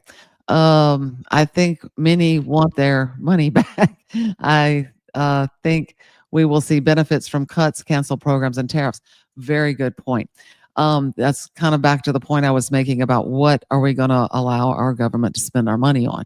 Again, they should be spending on defense, they should be spending on infrastructure, and they should be spending on making sure your environment is safe so that you can pursue in the Constitution happiness, right? And that's different things for different people, but that's their role. They were never intended to be a chicken in every pot or worry about, or your emotional security. I mean, it's gotten to the point where anybody and everything is taken care of by the government. And of course, there's a certain philosophy that wants it that way. They believe that government and or bureaucrats know better than you do, and therefore they're going to make the rules, and you're going to, they're going to support you. What they call it, from the cradle to the grave. They got you covered, and I think that is dehumanizing, and it certainly destroys spirit. So, he's right about the tariffs, though. Yeah. The way I see it is like this. Do you want, I like things that depends on what you like. Like I like things that, handcraft, right? Meaning from somebody. Yeah. Right? Yeah. Now, if you get AI, it doesn't have that. AI is too perfect. That's what it is. It's perfect. And what is perfection anyway? Perfection is what measured by cloning. And that's why I say God created us in his image. And what is more perfect than to make people individual? Each thing. And you call them flaws, I call them something different. I call them individuality. That's what everything. Variety. Think about all the different countries that you go to, and everybody does. Okay, yeah, we all eat, and we all sleep, and we all make crafts and make things, but they have their own individual flavor and their own idiosyncrasies, and that's what is so makes life interesting. So you think about it from this perspective, right? I like things that are crafted out of wood, right? So I'm going back to wood. I love wood, right? So all my utensils are wood, right? I eat out of a wooden spoon, right? I use wood and nothing but wood. Think about why. Because people don't realize that metal forks, all that sort of thing, react with food. You got to go right to the chemistry of things, and it does. It's all factual, right? So why did the or what do you call them, the oldies, whatever you want to call them, back in the day, they knew what they were doing, right? They knew what they were doing. And then what do they say that the rich eat out of silver spoons? Because they know silver is good for you as well. Yes. So this is what I'm saying. It's all to do with health properties. Now, getting back to what I was saying about wood, you get someone that handcrafts something, there's got to be something that may be, people consider it to be an imperfection. I consider it to be craftsmanship because it's individual. You create it, there's nothing like it. It may look the same as what he did before, but there's something that is basically different. Do you know what I mean? And that's the way I view it as far as God's concerned. It gives it character. Yeah. And I've made my own candles in the past and different crafts and stuff, and just little craft markets or whatever. And you make a little mistake, and my husband said, "Oh, that's a little bit off." He says, "That's a little bit off." Yeah. Handmade. So that's character. It gives it to me. It gives it value. And so I prefer things that way. The uniform stuff that's pumped out of a machine is it's just not valuable. Doesn't it have the spark or the soul or the character. You think about the things in your home. Yeah.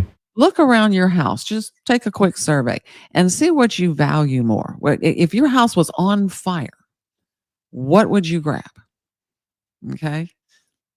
Think about it that way. I mean, I'm beyond your family and your pets and your loved ones, but intrinsically of your possessions, you're more than likely going to try to get that handcrafted, handmade thing that means something to you. That's right. I mean, what have we done? We've become a society that bases on everything more, the mantra of more. Yeah. Right? Yeah. And you think about it, what has it done? It's cluttered our energy. That's what it is. It's all clutter. And we've got to detach. That's what I say.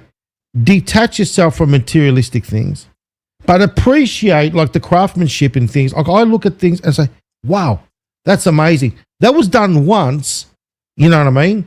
Even though he may have made it, try to do it, but might have put his fingerprint there accidentally. Yeah. He might have done something, but that's the beauty of being a craft, appreciating craft, real craft.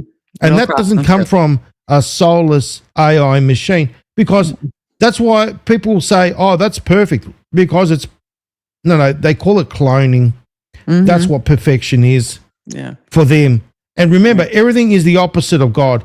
God is about creating things in his image, but likened to him being a craftsman. Whatever he's created, each and every one of us is a piece of art. In other words, he's put something different on each and every one of us. That's what you call perfection, not the perfection of they're flawless. They are, the models and all that. They're flawless. They're the same shape. They're this, they're that, the other. That's called cloning. That's not perfection. And anyone that tries to fit themselves into that category, don't even bother. Seriously. Well, be proud of who you are. Yeah. It's the same with people. They've created an image of this is the perfect look.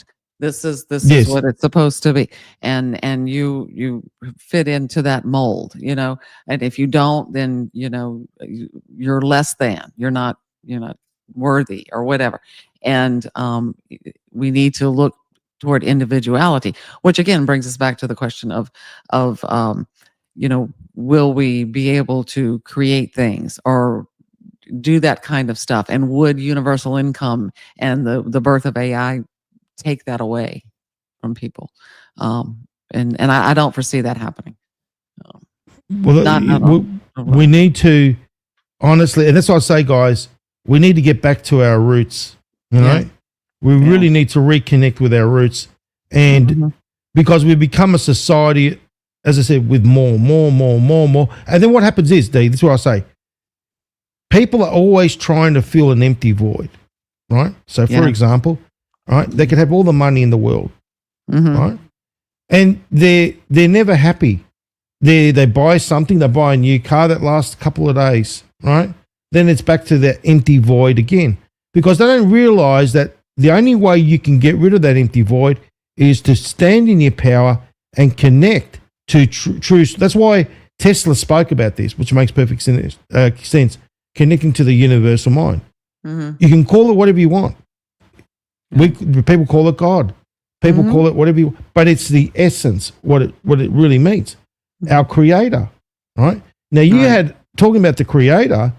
I want to show that little picture that you sent me. Oh yeah, the picture that I sent. Yeah, after, it was so funny. The morning after your show, I'm driving to work and I got this whole picture. There was a carp. I mean, you can't make this stuff up. And because FC and I have had many discussions about the fundamental idea of God is within each and every man, woman, and child, and this is evidenced by people who, they observe children at birth and they're kind and they're good and they know the difference, right? And so it's not until you get into society and society starts molding you either from your history or just what you're expected to be, that you lose that part of you that knows that I'm okay without an external motivation or guidance or whatever. I do know the difference of right and wrong. But anyway, so I'm driving down the road and I saw that. So I had to snap a picture. Have a look at that. Number one, the God or God in me. Now, remember, Dee, what did I speak about the other day? Yeah. Right? And unfortunately, there were people that got triggered, which I knew that was going to happen. Okay. It's a hard road. Yeah, it's a lot. Yeah, it is a hard road, especially when you're dealing with cognitive dissonance. Okay. And especially when you've been shown what's really been said in Scripture, because everything that I've been saying has been based on Scripture, right? So God in me. So let's go to Scripture, right? So let's go to Scripture. And in Luke 17:21, it says the kingdom of God is within you. So basically, there you go. The kingdom of God. In other words, God's kingdom. Now, people call it heaven and whatever, but realistically speaking, that's a label. It's God's kingdom and it's within you. Now, how is that possible? Let's go to Scripture again. The Scripture also says as well in Corinthians 3:16, do you not know that you are God's temple? So God created us as his temple to house his spirit. That's what it's about. Yeah. Right? And that goes back to what that is. That's what, that message that you got, the God in me, and then you got infinity symbol as well. Yeah. That was. What's the coincidence of that? There are no coincidences. Yeah. I couldn't believe it. So, we got a question. Let's see. Let's go for it. So okay, let's see who we have here. Heather. Is it? Yeah. Heathery. Okay. Does Nesara cancel national debts? I think this will end the third world poverty model. There is a portion of the national debt that will be eliminated, and that has to do with the Federal Reserve. Now, this is what was Harvey's idea. There is certainly a great deal of public debt that will be done away with, and that comes through the recalculation of mortgage. In other words, if your mortgage is on the books at the time, supposedly if this passed and then that mortgage could be recalculated. So that would save private debt. But yes, the national debt is it's not completely eliminated, but it is reduced by the changing of the Federal Reserve System. So Awesome. I don't know what the third world poverty model is, but be interested to read about And that. you know what? Think about that word third world, right? So what do you got? Okay, third world. In other words, who created the third world? They Right. did. They did. Exactly. They did. Oh yeah, and by the way, there's my on Blue Sky. There we go. Oh, look And look at that. We're on there, D. Oh, we're on there. Wow. Yes, Okay. we're How on there. I've only got wonderful one is that? follower, so unfortunately, at this point, I just put it. I mean, I just put it out there just now, That's guys, not wonderful. long ago. That's wonderful. Because, well, I'll So- get to that in a minute. We got another question here. I'm going to put this one up. Yeah, go for it. The fake Nesara says we will have 1,000 years of peace. What are your thoughts on that? Is there any chance the world could ever think on those terms? Well, Nesara, Harvey's bill does not mention anything about, world peace. Certainly, monetary and fiscal prosperity for our country, and that can last as long as people are willing to, support it and keep it going as long as the country lasts, or if it's adopted globally. I'd like to think that 1,000 years of world peace would be wonderful. It's a nice thought. Is there any chance the world could ever think on these terms? I don't know about that. It's only with people like ourselves, and when I say ourselves, I mean everyone here watching, viewers, and in the chat, spreading that, and letting educating people. I think you're always going to have a duality of some sort. I don't think that it can be totally all peaceful, and I don't mean peaceful as in you're always going to have some friction, and I'm not talking about war. I'm just talking about you're going to have differences of opinion, and that's what pursuit of happiness is. But what we have to learn is that we can have differences of opinion, we can have differences of methods of doing things, and still coexist. Well, we got to get rid of the division. Yes, That's where we got to get rid of. We need to stop, partaking in this division. The game, we got to stop it. We can't bite into it anymore. The only way to get true peace is, number one, we got to find true peace within ourselves first.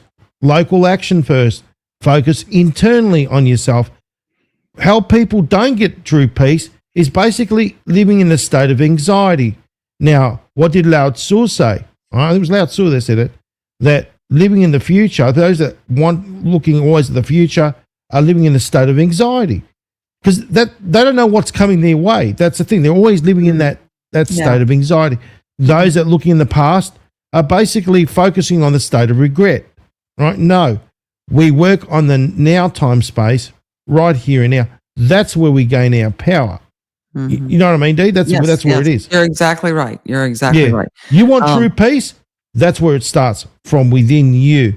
Yes, from within That's you, all it and is. then it moves into the world that you are the maker of your world. In other words, your and I hate to use the word vibration, but I mean how you live your life. How you live your life sets the tone for your reality. What I say is this: what you think about comes about, right? So whatever you plant, whatever seed, because this is creation, just like into whatever you put in your thought is a creation. So whatever you put in there grows. So you focus on the negative, that is exactly what's going to grow, right? I call it the Garden of Eden. So you put it there in the Garden of Eden, and whatever you put in there, whether it's good or bad, it's going to grow. You put great intentions, good intentions, that's going to grow. Just because someone wants to project their negativity, right? You don't have to accept it. You don't have to accept it, because then you absorb it and then you manifest it. Right. You know what I'm saying? Yeah, and where your energy flows, where your attention is where your energy is going to flow. So if you keep your attention on, like you said, the here and now, and what can I do right now to make my world and for those around me better. And it on the smallest level, we always think as we have to tackle these things, they're so big. You start with the small things. Now, Stay I on. like to keep things on topic. And as I said, we are sticking to the facts, evidence, and receipts. Now, there are those in the chat that like to go into different directions. Please focus on what's being discussed. Okay? That's what I've got to say. The next plate. I'm just reading some of the comments. So, yeah. So, if anybody got any more questions, we will be happy to try to answer them for you. Put a Q in front of it, please. Yeah. Okay? Not, statements and all that aren't going to be put up there necessarily, especially when they're completely off topic. Okay? And the person should know who I'm speaking about. I had exactly the same episode that happened the other day in the Dakota's Den. No, sorry. Back to the Nesara proposed Nesara bill by Harvey. I wanted people to think about this, and I think I have a video clip that we'll share them the address. Sure. But it's about our history of civilizations and what really brought them down. You talk about the fall of Rome and different things like that. Okay, so history teaches us that they were taken over by invaders and this, that, and the other, which was true. But all of these civilizations failed before that. They became vulnerable to invaders because of debt, and that's where we are. All great civilizations are brought, and their debt problems were exactly for the same reasons that ours are now.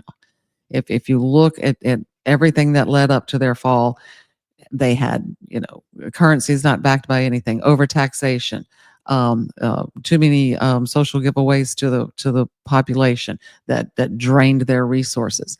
And so when you start to look at that kind of stuff and you see the pattern, and you kind of get the big picture, we are right there where they were.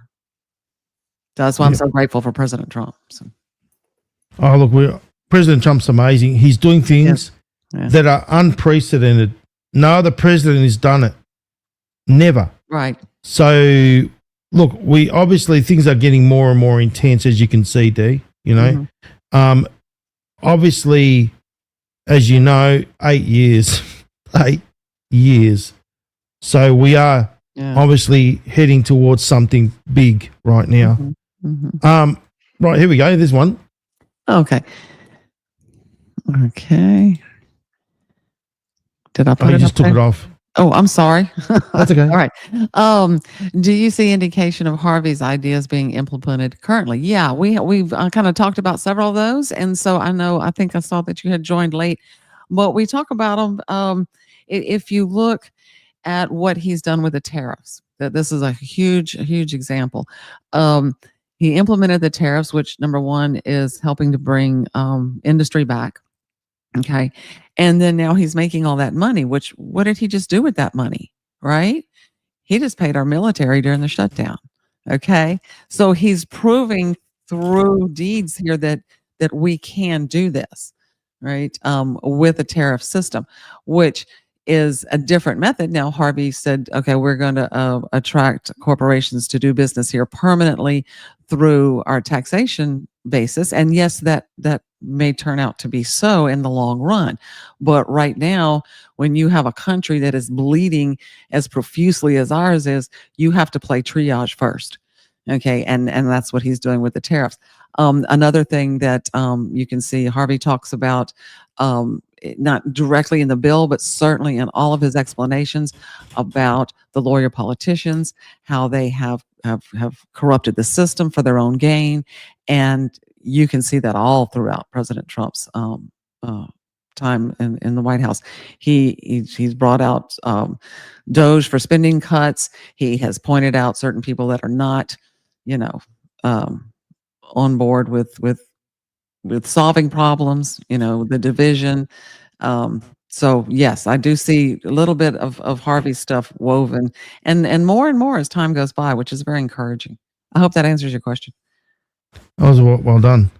Any other questions, guys? Just put a Q in the Yeah. on the beginning of it and your question, please, and let's keep it relevant to the point.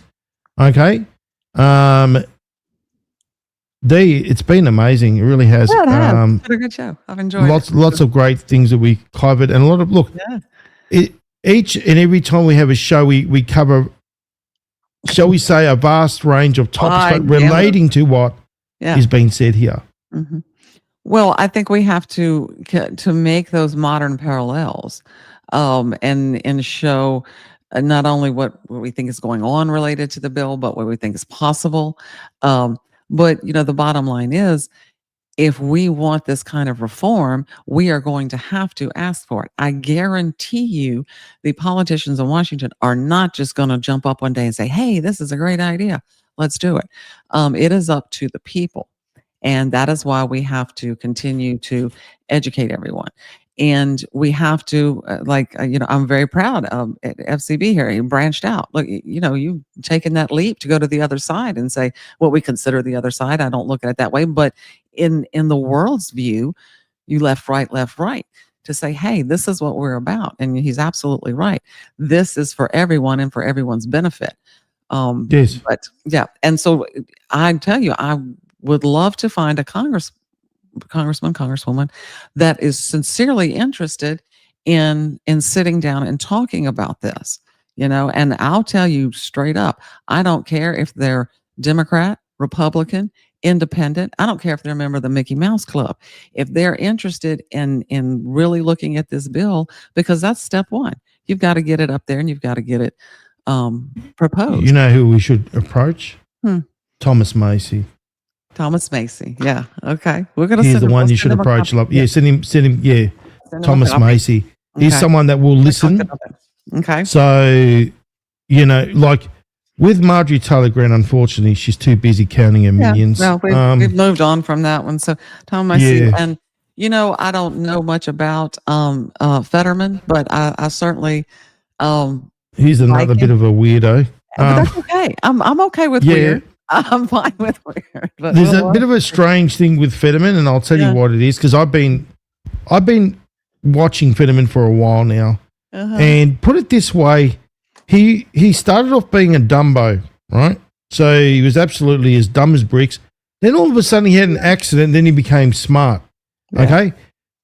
When you look at the biometrics, it's completely off, if you know what I mean. And you can't, these are all based on facts, evidence, and receipts. You can't dispute it.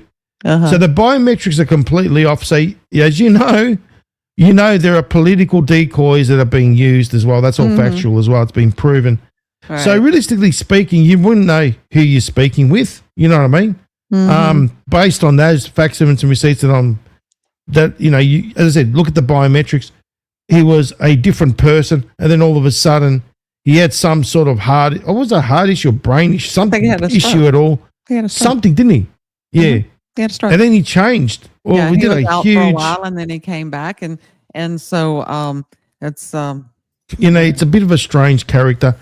And then also he's supported by APAC, so you wouldn't touch him with a 100 football either. Right. Because they're bought and sold by lobbyists. Yeah. So he's bought out by the APAC, the Israeli lobbyists as well. Right. So Macy, he is no one that's bought him out. He's the best. That is impressive. Well, you get one who's going to take you seriously, and you generate support from the people. That's what it's about. You have to have enough of the population say, yes, this is what we want. And as that builds, then they, like I said, it's an issue if you make it an issue. We discuss all these crazy issues. Why? Because someone, screamed and hollered long enough until they finally said, okay, well, this is an issue, even though it's something totally ridiculous. That's how things come about. Change comes about through the precipice. There's another one there for you. Heather Job 7. Let's see what we got here. I missed that one. I'll try and help you out here as well if I can. Okay. Is this hang on. Is this the reform of banks in Nesara or something else? I'm not sure what you mean. Okay. So, Okay, so they're talking about Basel 3. okay. Okay. Are you familiar with that? So I'll give you the little bit of a, hold on, let me just sort this out here. Okay. Okay, because I've got screens everywhere, all over the place. That's all right. You're always prepared. Let's take this. Oh, look, well, I try my best. Okay. So basically, Basel, oops. Do you want to read that there? Okay. I'll just get that off the screen there. There we go. Basel III, a set of reform measures intended to improve regulation, supervision, and risk management of international banking sector. Well, that's a really good definition, but it's not Nesara, it's not Harvey's National Economic Stabilization and Recovery Act. However, and what is Basel? That's a question you could ask yourself. Where is Basel? It's in good old Switzerland, isn't it? Where all that filth is. Okay. There you go. And to improve regulation and supervision of international banking. His does not address international banking. Although if like you said, the United States, if it were to change its system, it would have global implications. I'd love to read about it, more specifics on what they're, improve regulation, how, and improve risk management, how. So what that plan is. And Good I like question. this one. Very good question. Lulu, it's refreshing. That's the beauty of this. It's refreshing to listening and knowing and hearing the truth because it empowers us, Lulu. Yeah. The real Nesara. There you go. Yeah. It's And, about it. When you think about it, it resonates with our higher being, doesn't it? right. And this banking reform would work globally, right? And I think that's what you're saying. Reform of banking's in Nesara or something else. Now, what we're talking about here is the National Economic Stabilization and Recovery Act as proposed by Harvey F. Barnard. Now, I don't know when this other proposal came out and was it reflective of Harvey's work or not? So. Well, see, Basel III, it requires banks, so it's like a requirement to maintain a 3% minimum leverage ratio and holding a 4.5% risk weighted in assets and equity. So it's a requirement. Okay, is it like a deposit requirement? They have to keep so many funds. So the bank have got to have a certain amount of, shall we say, assets. Mm-hmm. Yeah. That's what I'm getting. Okay. And I don't know what the particulars are, but the banks are required now to have a certain, what we call it, reserves. And that's where some of the... Maybe we can look into it a little bit. Yeah. Into a little bit more, guys, because it does require further investigation. As you know, Dee and I, what we do is we do our investigations and we look at things and we simplify it so we get people to comprehend it. You know what I mean? Right. It's very important that, and then we give examples. So we'll have that. I reckon we should do that for next week. What do you reckon? Yeah, I'm going to put it on the agenda. We'll look into it this week and see if we can get a comparison. Basel III, what exactly, how it works, what's the purpose of it, where did it come from? Well, I know Basel is a place in Switzerland, and that's obviously to do with banking. Yeah. So we'll look into that and into more detail. Yeah. Yeah. Yes. So thank you very much for that question, Heather. I love ideas, and I like to, like I said, this is all learning together. So. Exactly. No, that's great. Thank you for that. What else do we have here, Dee? Okay. Any other questions? We've got a lot of. There we go. Thank you, and I will share my findings today. Okay. Yeah. Listen, if y'all have questions or anything, email me, and I will. We will. I always check my email, and I will answer you. Okay. There's my email address. May take me a day, but I will answer you. And if you need to know something or have a question, or maybe something we talked about on the show that it was unclear, please let me know, and we will get you an answer. Well, we've been putting out that invitation to Dr. Scott Young and James Rink and all the rest of them, and none of them want to answer our emails, ladies and gentlemen. They don't want to send us an email because at the end of the day, the terms are this. They can't use NDAs and gag orders as an excuse. It doesn't fly. They're going to come here. They better have all the real facts and some receipts at hand, and none of that garbage. They can leave that at home. You know what I mean, Dee? Right. And that's why they won't come here. And I'm not going to, we are bringing our facts to the table, and I expect the same from them. And I want to compare apples for apples. Well, it's common You got to bring me courtesy. some apples. Yeah, it is. It is. You know, don't bring us lemons, okay? We don't want your lemons or your NDAs as well to top it off. No. But like I said, just like Harvey said, if you have something that you think's going to work better, let's look at it. Oh yeah, and by the way, Dee, there's But I a lot want of specifics. talking about AI. Now, we're living in the world of AI where AI does everything. Now, there are people that claim that they write books. Yeah, pretty much they don't. Okay? AI does that for them as well. It's not like back in the day with Harvey that wrote sat there and he did a proper book, did the hard yards. No. Now we've got a bunch of authors, ladies and gentlemen, that are out there and playing the author, all right? And they go out there and they all making, and people think that they did it because they got their name on it. You know what I mean? That's the illusion. But realistically speaking, all they've done is just fed a whole heap of garbage into a place, and AI's had to make some sort of heads and tails out of it. You know what I mean? Right.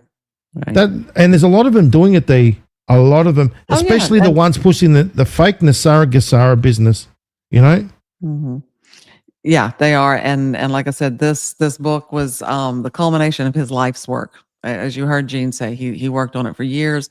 I know he did because I watched him, and he researched everything, every angle, every nuance, so that every part of the plan would fit together and would all work as one unit. A part of something about my dad that I may not realize, but he was an inventor. Okay, so you have to look at it this way. When he went into these plants or whatever that he was analyzing their system, if there was a certain part or piece that wasn't working, he would say, okay, and he would invent that and say, okay, this is what needs to go there, and this is how it works. So that was the kind of mindset he went at with this. And I can tell you, he left no stone unturned. But it's presented in a format that anybody can read and understand, and that's why I think it's just so important that people read it themselves. Right? And again, it's something tangible. And we go out and we kind of stay in our little circles. Especially if you're in the Q movement or whatever. But I'm telling you, when you start to branch out of that, you realize people don't know what Nesara is. A lot of people don't even know what Q is, But what I'm saying is we don't need to limit ourselves to these circles. Okay. When you're talking about something this big, like I've looked at some of the followers on these pseudo Nesara pages, and I see the numbers and I'm going, my gosh, we can do better than this, because this is something that's for everyone, not just if you, like I said, have this view or that view or the other view. This is a common denominator, like you were when you were protesting for COVID. Yes. Okay. This is, your monetary and fiscal policy is something that is across the board. I don't care what your political ideology is, I agree with Neville. We need truth and accountability. Yes. True. 120%. 100%. I totally agree. Yeah. There's not enough of it, to be quite honest, at this point. No. And that's why I say these social media platforms that in the guise of being free speech platforms, yes, they allow you to speak, but who hears it is another question. They're the ones that control the faucet, in other words, the flow. And these entities that go around like on social media, like the social media platforms that play the game of being for freedom of speech are enabling fraudsters. They know this. We've exposed it. We've said it. I've sent them emails, ladies and gentlemen. They know what they're doing. So when it's all said and done, there's going to be some accountability. I think there is. Oh, I think there will. There will have to be. Yeah. There will be, especially when, number one, they've enabled these fraudsters to continue perpetuating fraud and monetizing that fraud as well. So not only are they allowing them to reach a larger audience of gullible people, but then also they're being paid millions of dollars to do it. Yeah. But that's why that's why our ground game is so important. We have to talk to people about it. And it's much easier to talk to someone and say, hey, you need to watch this, or you need to listen to this, or this is a real thing. If you have something in your hand that you can say, hey, look, this is it, and this is where you can learn about it, and people will respond to that and get involved. So, and Well, this talk is the about thing, that. Dee. We're I gonna mean, talk look, about that a lot more next week. You're right what you said about we've been painted with the same brush. Let's be honest. Right. Okay? We've all been paid. So we could be sitting this, talking about this till the cows come home till we're blue in the face, right? And I'll tell you why. Because these people out there, even though we've got the facts and some receipts, right? There are people out there that think because we're part of this movement that we're like the other fakers, right? We're not like them at all. In fact, we're bringing on the facts and some receipts. We're showing you the truth. So that what we're trying to do is also, that's why I joined Blue Sky, is to say, hey, you want to call us a conspiracy theorist?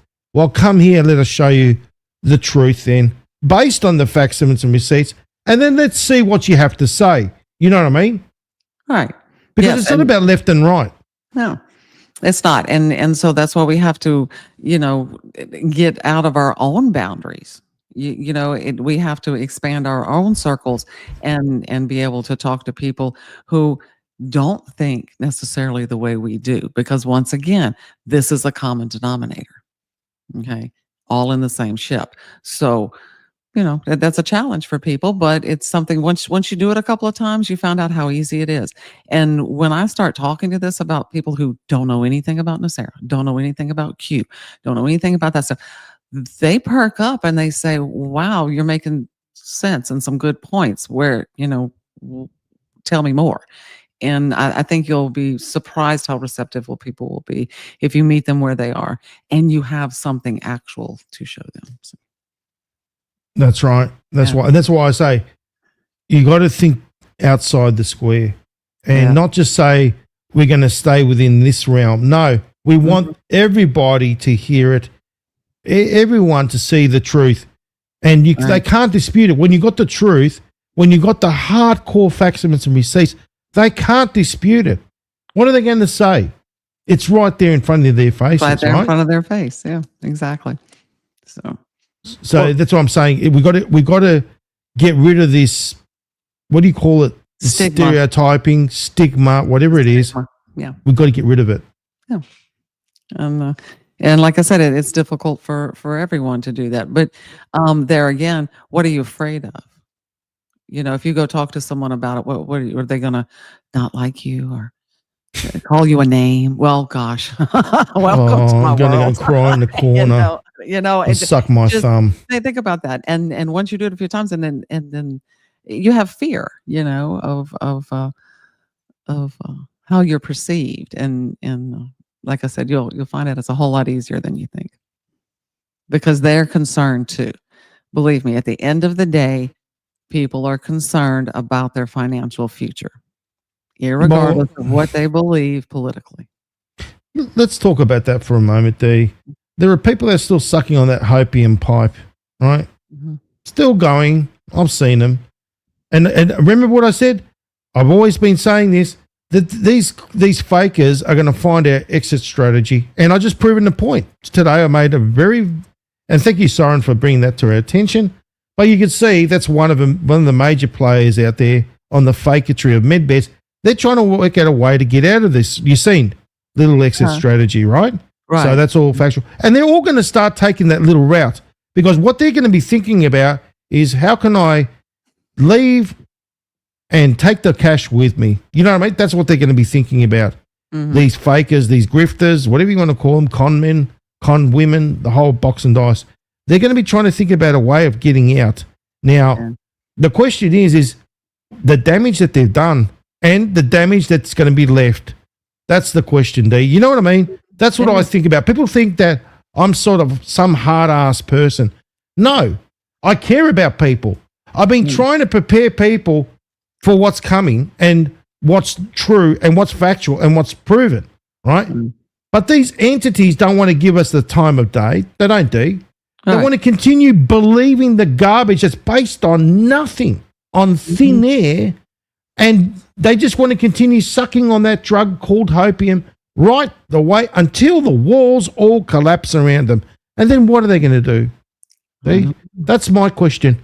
What are they going to do afterwards? And what are we going to do? Okay, we're all in the same boat. Okay, so this is it's doing your due diligence to try to get people to understand the truth and where we're all headed. If we don't put the differences aside, quit with the nonsense, and actually come together on important issues, like I said, monetary and fiscal policy. What about AI? What about things that actually affect our existence?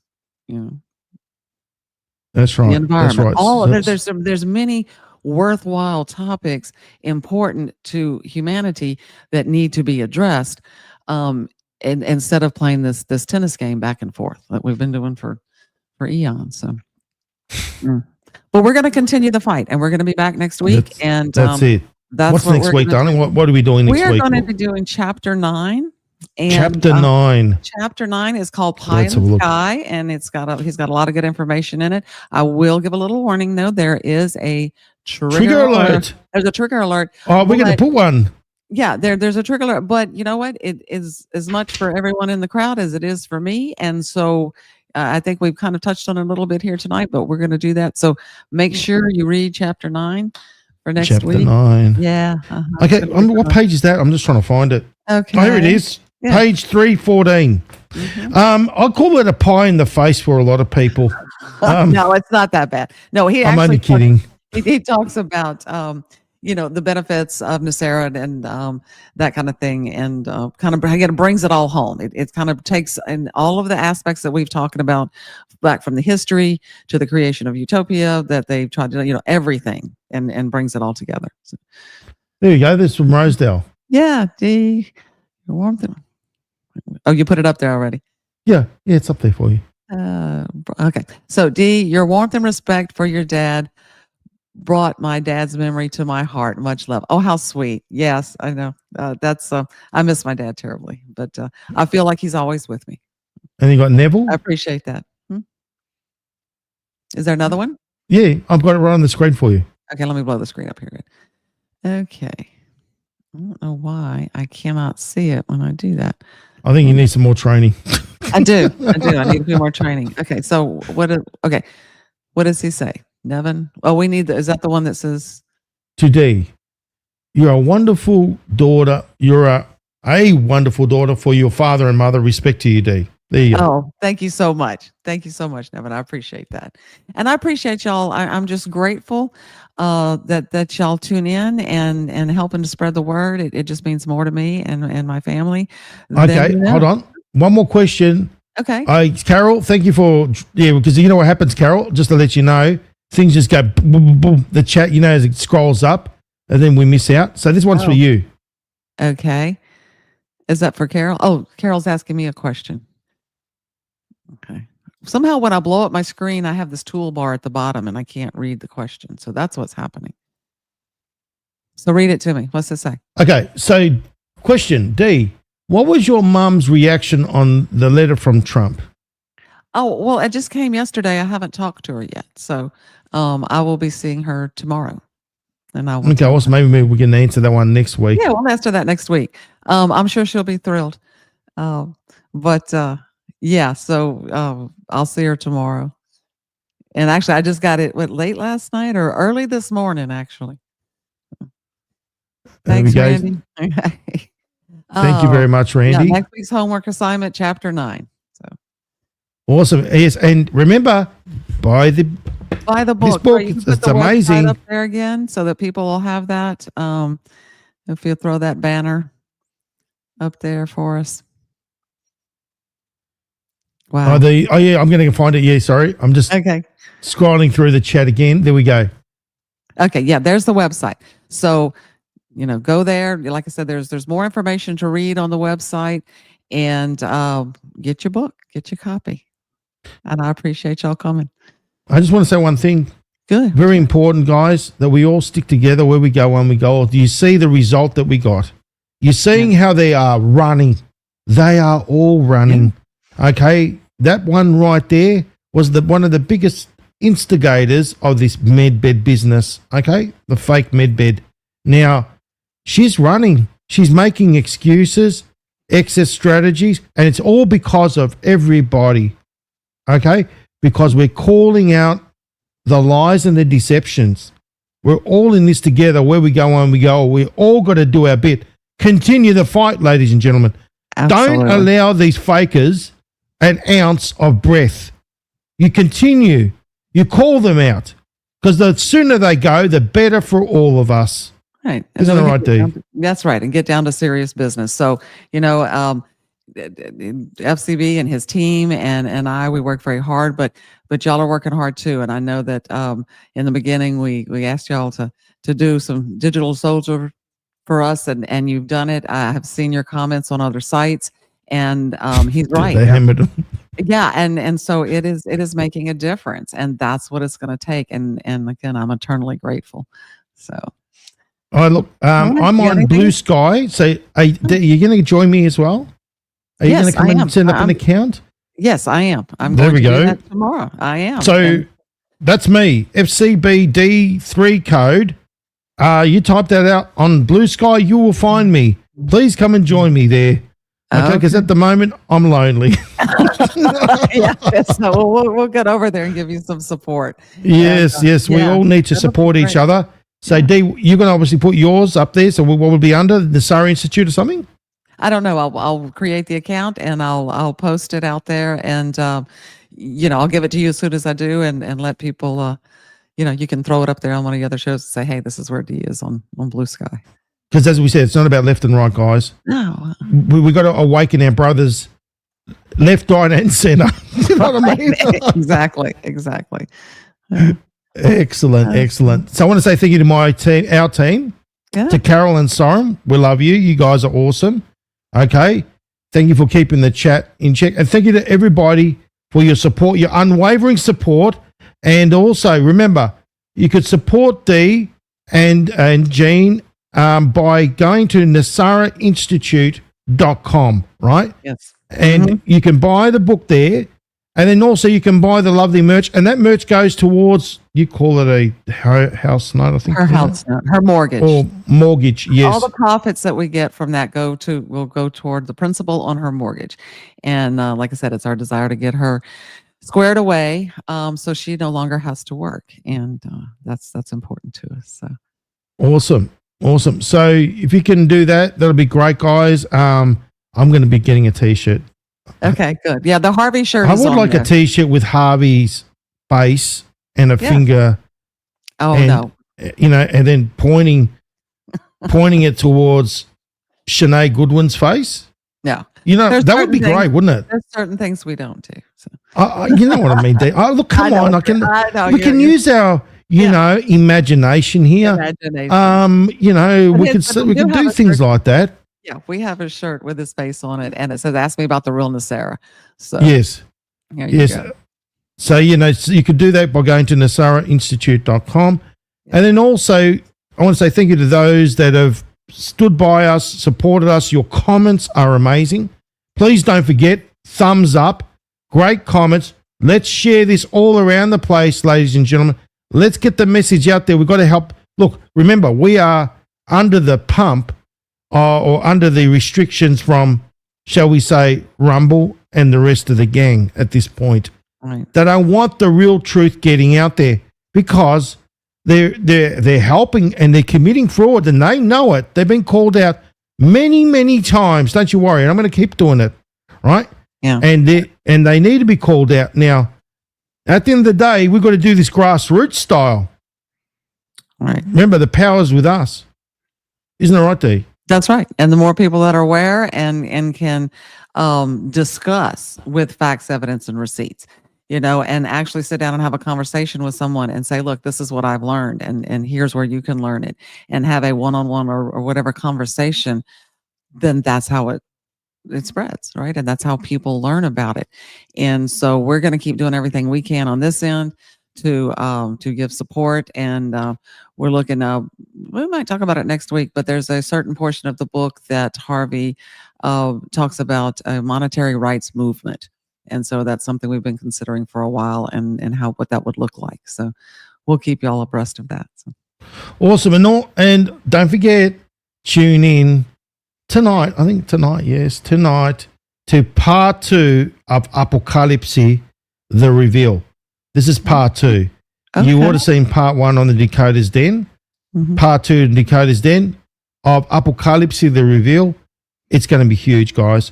And I've got a lot to reveal. Now, I'm going to leave another trigger alert because I know people got triggered on the first one, which was expected. Now you can expect to get triggered on the second one as well. And I ain't stopping, ladies and gentlemen. People got to know the truth. And people need to go through different layers of cognitive dissonance. There, you realize that? I do. Okay? I do. They just have to. And that these harsh truths are to awaken people, because if you can't wake up now, you wait to the things that are coming your way very soon, you won't be able to handle it. It's like this. Would you rather be prepared for the uncomfortable truth now, or would you prefer to wait until you get it slammed on you like a bunch of bricks? You know what I mean? Yeah. That's and be prepared for it. You'd rather be prepared for something, wouldn't you? Yes, as much as possible. Yeah, as Yes. much as possible. Okay. All right. All right. We will see y'all next week. Thank you for tuning in. Talk to God y'all bless you soon. all. Thanks, FCB. Bye. Cheers, though.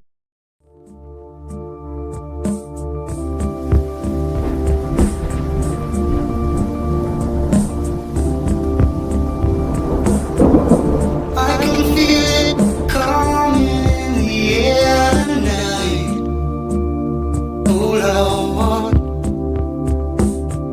and I've been waiting for this moment for all my life. Oh Lord, can you feel it coming in the air tonight? Oh Lord. Oh Lord,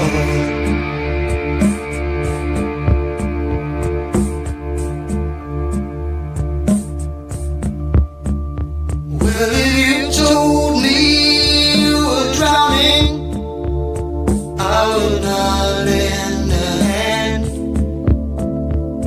I've seen your face before, my friend, but I don't know if you know who I am. I was there and I saw what you did. I saw it with my own 2 eyes. So you couldn't wipe off that grin. I know where you've been. It's all been a pack of lies. And I can feel it coming in the air tonight. Oh Lord. Well, I've been waiting for this moment for all my life. Oh Lord, I can feel it coming in the air tonight. Oh Lord, well, I've been waiting for this moment for all my life. Oh Lord, oh Lord.